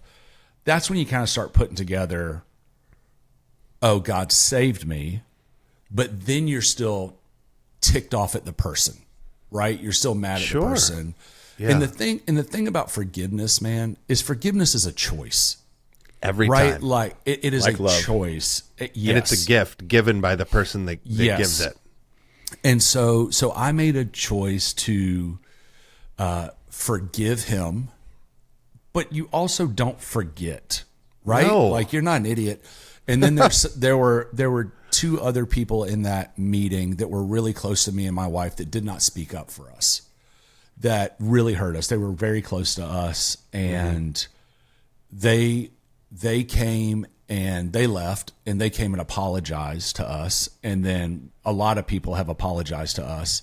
But I actually went and bought a few people that had hurt me and my wife very nice gifts, like gifts that I would not spend on me, and then wrote them really long letters of how I love them, I forgive them, I understand, and mailed them these gifts. And I work towards forgiveness for my heart. Right. But people need to hear that part of it. Yeah. Right? It's for me. It's what is the whole thing, like bitterness is like you drinking poison and waiting for someone else to die. Right. Like, and so I was like, I'm not going to carry this. And then for me and my pastor, we were at a conference, my former pastor, we were at a conference, and I hadn't seen him or heard from him in a couple years. And I saw him at the conference, and I shot him a text, and I said, hey, can I just come say hello to you? So I walk up and I hug him, and he's like, hey, let's go talk. And this is really one of the things that broke me for him, and was really allowed me to be able to forgive him, was everything he accused me for in one meeting is what he praised me for in another meeting. And I realized in that moment, oh, you're not okay. Like there's something somewhere, something is off, and I can have grace for that. Yep. I can have grace for whatever caused it. I can have grace for whatever. And so that really gave me an ability to have a heart for him. And so I always say this, I honor the man that I knew for 16 years. And I am who I am. Because of this guy. Like my walk with the Lord, my ministry life is because of this man. And I honor him for those 16 years. Yeah. I just didn't know the guy the last year. And I don't know what caused that. But that's the choice that I get to make. And on the other side of that forgiveness, Josh, how much freedom is there? Oh, dude. Well, how much weight is lifted off your shoulders? It's these things we don't even contemplate when we're still angry and we're still harboring those resentments. Yeah. You don't realize how heavy it is until on the other side of it, you look back and you go, I was carrying this millstone. I was carrying the entire planet on my shoulders here. Yeah. So I run this thing for pastors now. Called the let's 1010. talk about it. That's your organization, 1010 Project? Yeah, so it's called the 1010 Project. It comes from Ecclesiastes 10:10 that says a dull axe requires more work, so use wisdom to sharpen the blade. That's why this. We always say you got to say when you're going to quote the Bible, you got to say it twice, brother. Say it again. Yeah. Good Lord, you just got me all confused now. Ecclesiastes 10:10. Yeah, Ecclesiastes 10:10. A dull axe requires more work, so use wisdom to sharpen the blade. So that's our logo. Is my mic thing. Love it. And so we take pastors through a whole year-long process of mental, emotional, and spiritual health that's based off of 15 years of research from Biola and Notre Dame, and now we're working with Baylor and Harvard as well. Wow. But usually the first Some small organizations, some small organizations, which how I ended up in those rooms, bro, I have zero idea. You're a doctor. I'm a doctor. Yeah. The lab coat helps. You bring it back. I see what you did there. But there was the first night. It's really about getting the guys to tell their story, right? Sure. The story I would always tell was a very transparent. Everything that happened at my old church. About 2.5 years ago. So you'd be vulnerable first. Oh yeah. And then that would help exposing that vulnerability can still capture strength. Yep. And this is after they have been riding snowmobiles all day or shooting long range rifles or whatever the case may be. Brilliant. Some sort of adventure thing. Okay. And so I'm in 2.5 years ago, I'm sitting down and I'm telling the unfiltered story of everything that happened in my old church. And about halfway through the story, I realized I felt like I was telling somebody else's story. it did not feel like my story anymore. Mm-hmm. And that was like the moment where I really felt like God was like, no, you're healed. Like, you don't need to tell this story anymore. Do you know what I mean? Yep. And Yes. So it was just like, it was like I was just telling another version of some other story I had heard. It wasn't mine. Of course. And so that's Love why that. now, like, I don't have a problem talking about it. Trying to be always as honoring as I can in it. You're doing a great job of it. Thanks. Because I'm healed. I'm healed from it. I'm good Yes. from it. I mean, sure, there's certain days where you're like, I still can't believe that happened. It hits a little harder. Yeah. But you don't carry it every day with the emotion right on your sleeve. Well, and I have a friend of mine named Dino Rizzo that said, man, there are some things in life that just live on the sad shelf, right? They're just there. You know, they're there. They don't affect you like they once did. And so, so that's that. I would say that's when I really knew I'm past this. That's fantastic. So you get these guys, they come out, you guys spend a day doing man stuff. Yep. And then you have a vulnerable moment where you re-explain what happened to you, and then you open the door for them to kind of talk about their stuff. Yeah, and I actually don't even coach all the guys anymore. So we have coaches. It's a cohort model, so anywhere from 8 to 10 guys. They have one coach that walks with them through the year. The coach tells their story. Each guy tells their story. We ask them, 2 questions on that first trip. Really, what's your unfair advantage? Like, what's that one thing in your life right now? If we poured gasoline on it, dude, your life, you'd be awesome. Church would be growing, family would be great. And then the other question we ask is, if you and I are sitting together in 5 years and you've been removed from ministry, what's the reason? And because most guys, we all know it. We all know that thing that could take us out. Yep. So then right after that first trip, they do for 6 months, they do content videos that we have filmed. We wrote field guides that are different exercises based off of the content that's based off of the research from Biola. And then they do a Zoom call with their coach and their cohort. Basically just what is God showing you out of this month? It's 6 months in. We do our second retreat with them, which is a counseling and soul care intensive. Aaron Moore is actually our head therapist. So we fly Aaron in. These guys go through a week-long therapy intensive.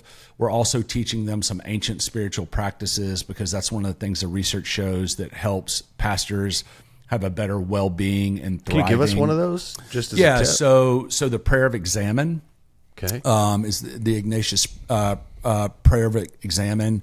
So it's basically at the end of the day, you sit, and mine is 4 R's that I do.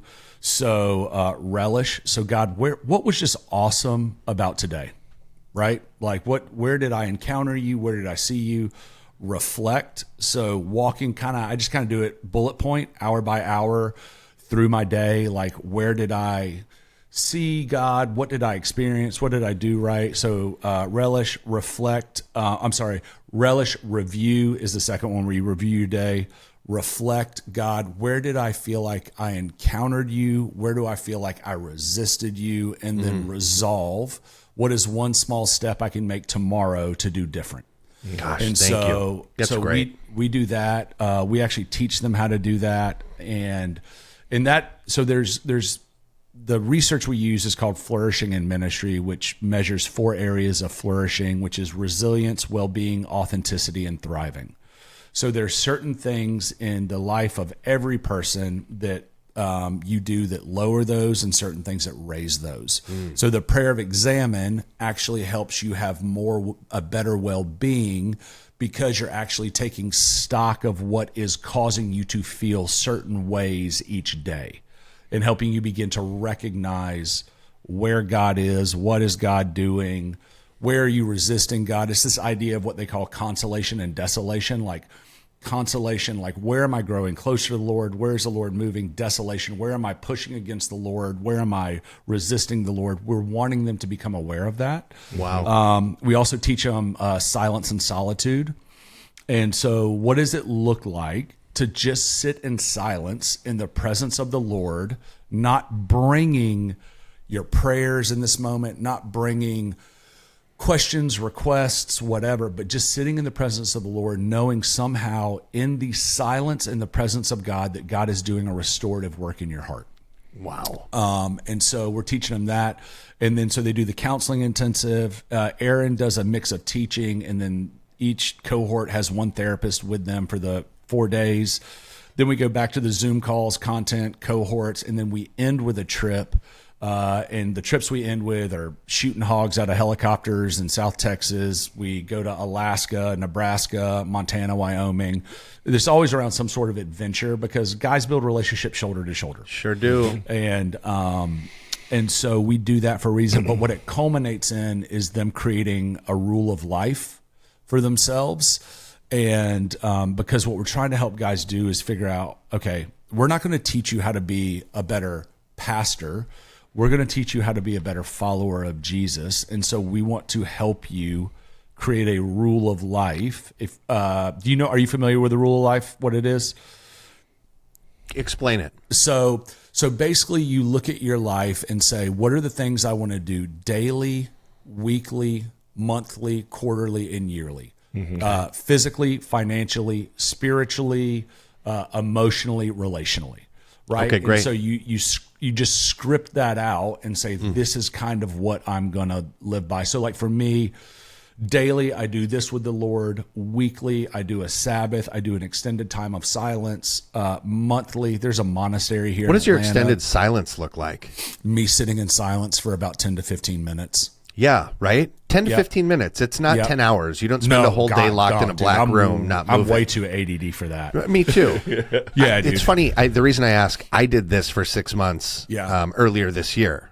Every night before I'd go to bed, my wife would laugh. I would just go sit, and it was for 10 minutes. Yep. 10 minutes is a bizarre amount of time in silence. Yep. It can be a very long time.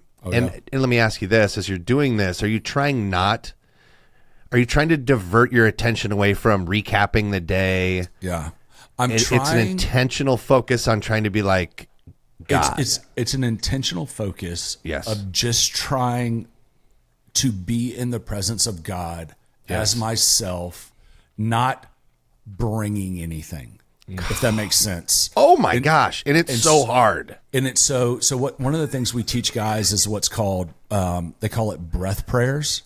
Okay. So a breath prayer is like one phrase that you can say within a breath. So mine's I'm here.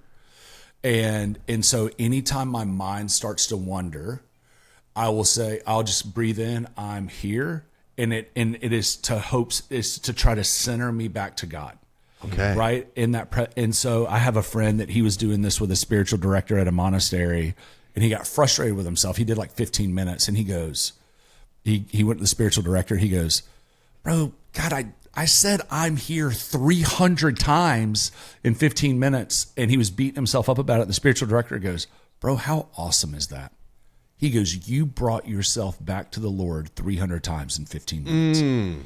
And I think it's just this. Man. It's just this thing, and it's, and it lowers your RPMs, right? It lowers your. And so we teach them that, and then we create the rule, and then they create a rule of life. We do multiple assessments with them as well, but it's really helping guys become aware of what is God doing in you.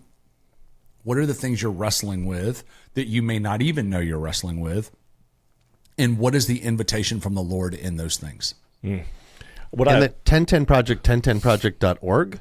.com. Okay, great. Yep. Sorry. Yep. What I love about what you're doing now, man, I think very often people look at pastors as just there's these next level people, and maybe in some cases they are, but at the end of the day, you're just still just dudes. Good Lord, and yes. We're just dudes. And, we see this happen. You brought this up earlier when you came to Orlando. We see all these churches fall. So many people today have what we call church hurt. And really, the way I look at it is it's not church. Or the church didn't hurt you. A person hurt you. Yeah. Right? And so our desire is that we want people, if they've had church hurt, to be back into church. Yeah. Like we believe that this is the places where God meets. This is his gathered people. This is where people come to hear the truth of all this. The thing I love about what you're doing is now you are taking pastors. I saw your website. 1,500 pastors will leave every month. Yeah. 50% of pastors out there today say that if they had another way to provide for their family, that they would do so. Yeah. How do people support their pastors Yeah. Other than prayer. I mean, prayer is a huge part of it. But what can people do to support their pastors in a real practical way that can help alleviate some of the tension they feel every day of pastoring? Recognize that they're human. Like, recognize that they're just a normal person and that they're still a husband and a father. They still need time off. That's part of the issue. Like, when you get into all this research and data that we've studied, like they said that if you were to take a pastor's role and break it down into categories, it would be 13 different categories. If you were to take those categories, break them down into individual unique tasks, it would be 64 unique individual tasks that pastor is responsible for. The researcher basically was like, good luck. Nobody is made for this. And then you look at research that says 80% of pastors' families say that being in ministry has had a negative impact on their family. Because pastors feel like they always have to be on. And now, listen, part of that's the pastor, right? That's part of that's our own weird, like, we want to serve everybody, but part of it's also our identity a little bit. And your identity and all that stuff get wrapped up in a very unhealthy thing. But I think for congregations, have a realistic expectation of your pastor. Yeah. Understand that, like, when he goes home, he's still a dad. And that he's still a father, and that or a husband, and that he needs to have something left in the tank. And I think that's part of it. And part of the job too is for pastors to do a better job of teaching their people how to treat them normal, right? And how to be a normal person. And how do you think they can go about doing that? Yeah, I think some guys may get frustrated with me for saying this. I get the tension of this. But if you're a pastor that only hangs out in the green room before and after service, and you just walk out on stage and then go back to the green room, you're creating a mystique about you. Yeah. Right. Great. Like, great observation. And if you are not interacting with people and trying to be normal, I think also, old pastors used to say this phrase, like, never let them see you sweat. Nah, dog, I think let them see you sweat. Yep. Yeah. Like, it humanizes you, man. Humanizes you. And I think sharing, don't just share your struggles on the other side of victory. Right? Great. Like, that share is what a you're thing struggling for with me. now. Yeah. Like, you don't need to share everything and use wisdom in it. But man, at the end of the day, bro, you're not Moses that goes to the mountaintop to hear for the people. Right. Like, Absolutely. And at best, like, have a humility. Like, I told someone this, like, this is our old church in Orlando was 1 mile from our house. We had to drive separate as a family because I could almost guarantee you in that 1 mile we're fighting. Like, there's something's going to happen. I'm going to pop off, cuss at a kid, do something I shouldn't, and then get up on stage and be like, hey, everybody, isn't God so good? Like, sure. So, like, part of it is, like, also recognize, dude, your own sins. Like, and let there be a humility in you that at your best, you are a broken person that has your own struggles that for some reason God in his sovereignty has chosen to use to build his bride. Yeah. And don't let your success make you believe things about you that God has never said.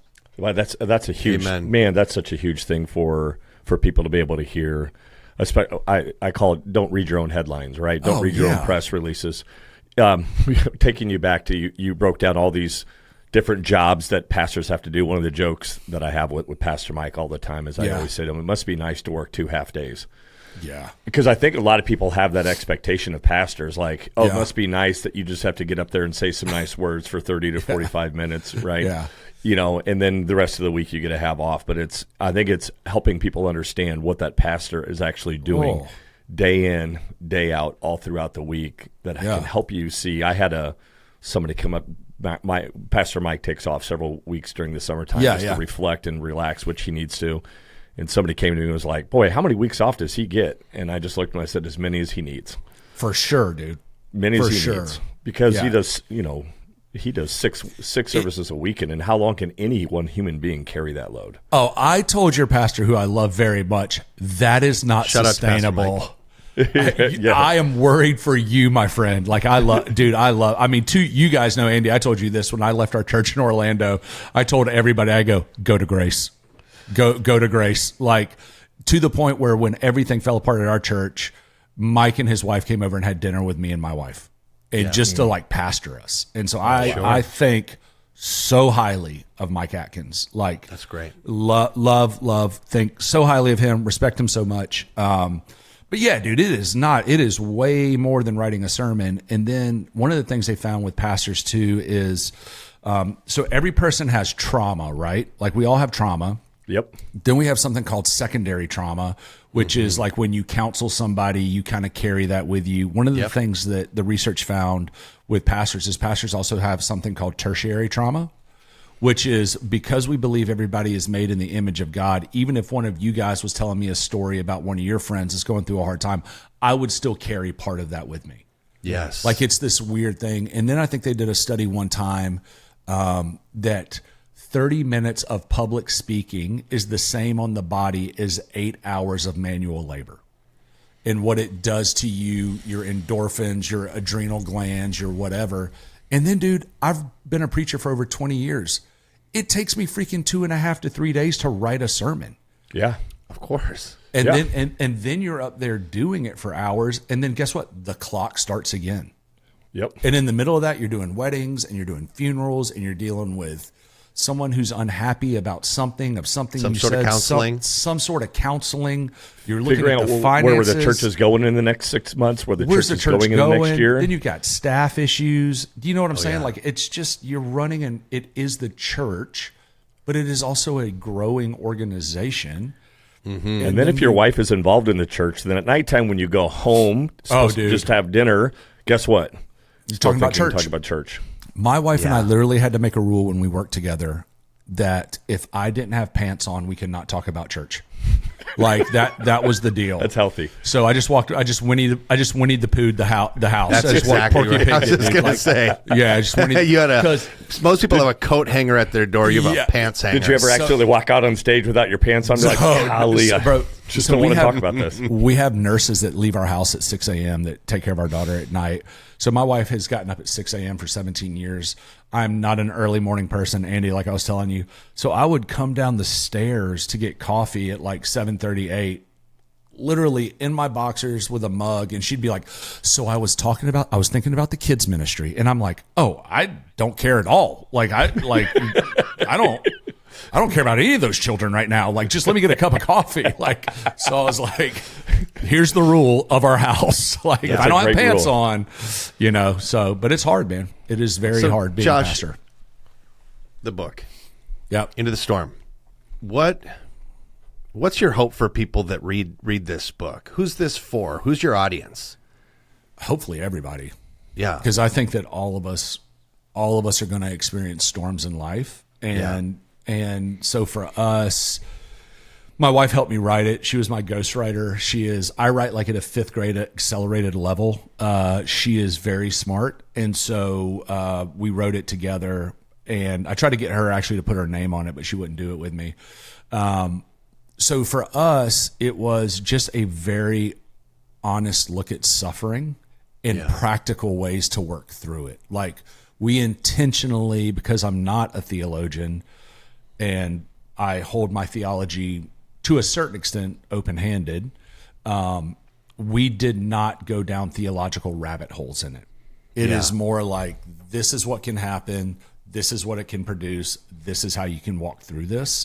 Yes. And our real hope is, most people kind of, the whole idea of the book is a buffalo is the only animal that when a storm comes, faces the storm and goes directly into it. Yes. Most people that I have worked with in Christianity, they just try to run away from it, or they try to ride it out, or they try to whatever. And the whole idea is like, what would it look like just to know that we have a God that knows the storm, whether caused or allowed or whatever, he's still in it, and just walk directly into it, trusting the God that knows the storm. And so hopefully it's just a book for people that when they go through something hard, that they can read through it and kind of have some practical tools of things. Practical is the word. Yeah. Practical is the word that both Andy and I came in and said to each other. It's it's very, I said it earlier, I'm going to say it again. You could have went this other direction with this book where you say all these lofty, high-minded things. That's not what happens here. What you did is you took very complex subject matter about trauma and pain and you simplified it. So the layman, a guy like me, dopey painter guy, I could read this book and get everything from it and understand each piece of it. There's nothing in there that I felt confused by. Good. It's like I'm able to go take the biblical pieces that you gave and then I open my Bible right next to me and I'm looking and it's word for word. So it's not complicating these things. And also a beautiful thing that you did multiple times in there, when you do a Bible verse, you'd kind of extrapolate on some of the context around it that actually, as I'm now reading the Bible through that piece going, I know this other little factoid that you gave me in the book, simple piece that helped kind of paint the picture a little more, a little broader, so that I understood that complex thing that Jesus was saying a little better. Yeah, you did that really well when we talked about Habakkuk throughout that. That was great so example. Yeah. Absolutely. Yeah. Well, and it's important that when you read the scriptures, you always read it in three ways, right? There's the historical way that you read it first. Who was it written to? The literary way, the flow of it, right? So you can't just cherry pick a verse and then you can contextualize it for today. But what it means today cannot not mean what it meant historically. That's right. And so so many people, we want to just pull things out of Scripture to make it make sense for us today, but that's not what it meant historically. So you're doing a disservice to the Scripture, and that's not really what it says. Yeah, it's the Jeremiah 29, God has plans for me. And it's like, well, that's not for you. That was for the people of Israel at that point in time. But you can't just pull a Scripture verse out, make it a bumper sticker, and go, this is a promise for us today from God. That was really, really great, man. Josh, man, this has been it's been a lot of fun, man. Yeah, guys, thanks for having me. Spending some time. We really appreciate you just coming on, sharing your story, sharing the openness of your story. I love your ministry. I love your heart. Man. I love where God has taken you, man. It would have been so easy for you to just walk away from the faith. Everything that happened to you would have given you every out. And instead, you continue to press in. And I'm amazed by what you've been able to do and the suffering you've gone through and the strength that you've shown throughout that, man. You are a light. You're an example for other people, man. And man, just continue to push on, because when you stand before God one day, there will be a well done, good and faithful servant on the backside of that. There's a genuineness and vulnerability to this book, Into the Storm, that as you talk about yourself and these struggles that you and your family have gone through, that I think is just relatable for everybody. Again, I can't understate that. It's applicable. And maybe most importantly, I think that if you're new to the faith, this is an excellent book. Absolutely. I think that because of the way that you've simplified some of these greater concepts, it helps even someone who would be like, myself at 29 when I first was saved by Christ. I had a lot of enthusiasm, but I didn't know anything. A lot of my pastors said, Johnny, shut up. Wisely. Because I was so enthusiastic, but I didn't have any context for any of this enthusiasm.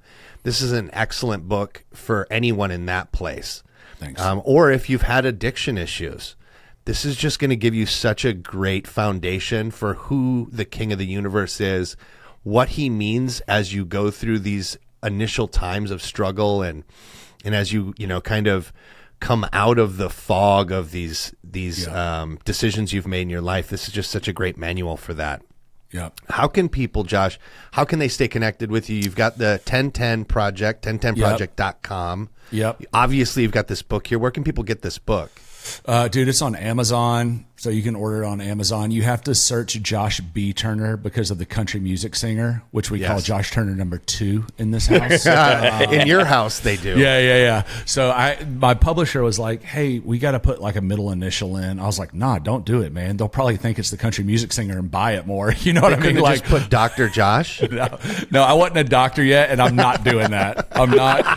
Like, I preached at a church 2 weekends ago, and I walked on stage and it said Dr. Josh Turner, and I walked back afterwards. I was like, "Don't do that. Just call me Josh." Like I don't like being called pastor. I don't like I'm Josh. And friends that are listening to this, Josh made it very clear before we started recording. He goes, "Please don't call me doctor." I wanted to learn more, and I got this educational certificate, but I don't want to be called doctor. Please don't do that. That's why we've made sure and said it 10 times. You should have never told us that, because then we just put the foot down on the pedal like, oh, don't do that? Okay. Well, I felt like I needed to do it because of like what I do with pastors and working with these other universities. It gives me like some sort of credibility. Accreditation. Yeah. Buddy. Yeah. But none of my buddies are like, my friends, they do exactly what you guys do. They're like, "Oh, really, doctor? Is that right?" And I'm like, yeah, fair enough. And so that's how you know they're your friends. Yeah, dude, exactly. And where can everybody find you at? Yeah, I'm sorry, I'm just on Instagram. I mean, I don't really do a lot of other stuff. It's Joshua Turner on Instagram, and there'll be a link in our description here in the video and everything for all. Yeah, and the book is just on Amazon and 1010 Project. Link for that as well. So yeah, anything Josh, we can do. Joby Martin said his favorite movie is a Western movie called Young Guns. Love that movie. Gosh, that movie, that and Young Guns 2 defined my youth. Yeah. My favorite, since this is part of the book and you make point of it. Oh yeah. Is the greatest easily of all time, Tombstone. It is the best. There's no better Western. I'll be your Huckleberry. Come on. Dude, to the point, I took my family to the Grand Canyon 2 years ago and made them drive an extra 4 hours each way to go to Tombstone. Come on. And so there are pictures of me standing in the middle of the street of Tombstone, and just pictures of like, this is where Doc Holliday sat. This is where Ike Clanton was. This is where, and my wife was like, "You were like a child at Disney World." And so to the point, my family will not watch the movie with me because I can quote every line.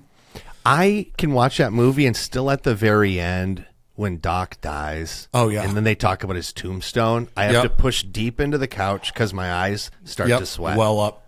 My buddy bought me a 6-shooter with a holster. Yeah.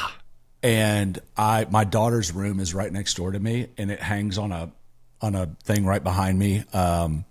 And she can hear me just spinning it and cocking it and putting it in the holster. And she texted me one time, she was doing schoolwork. She said, "For the love of God, quit drawing that pistol." And then when I first got it, my wife would walk around. I was unloaded, of course. I knew it was unloaded as a 6-shooter. My wife would walk around the corner, and I'd quick draw her. And she goes, "For the love of God, quit quick drawing on me all the time." I'm assuming you didn't have pants on while you were doing that as well. Just Porky Pigging it out there. Just go. Yeah, and so, yeah. Quick drawing meant two things in that situation. Sure did. So, Josh, thank you so much for taking the time today. Yeah, guys, we appreciate you. What pleasure. a great story, guys. Josh B. Turner, Doctor Josh, to you. Doctor, better call him Doctor. If you see him on the streets. Friends, thank you so much for joining us. We hope you enjoy the show. Again, we are Untrained Philosophical Discussionists. We go by UPD. Jonny Hanson, Andy Lamb. And we just want to pray that you have a deep and a fulfilling relationship with Jesus, and that he blesses you all the days of your life. And all God's people said. Well, they said amen. Amen. Thanks, brother. Appreciate you, man. Thanks, dude. Thank God you, boys. bless you, friend. Thank you. Man.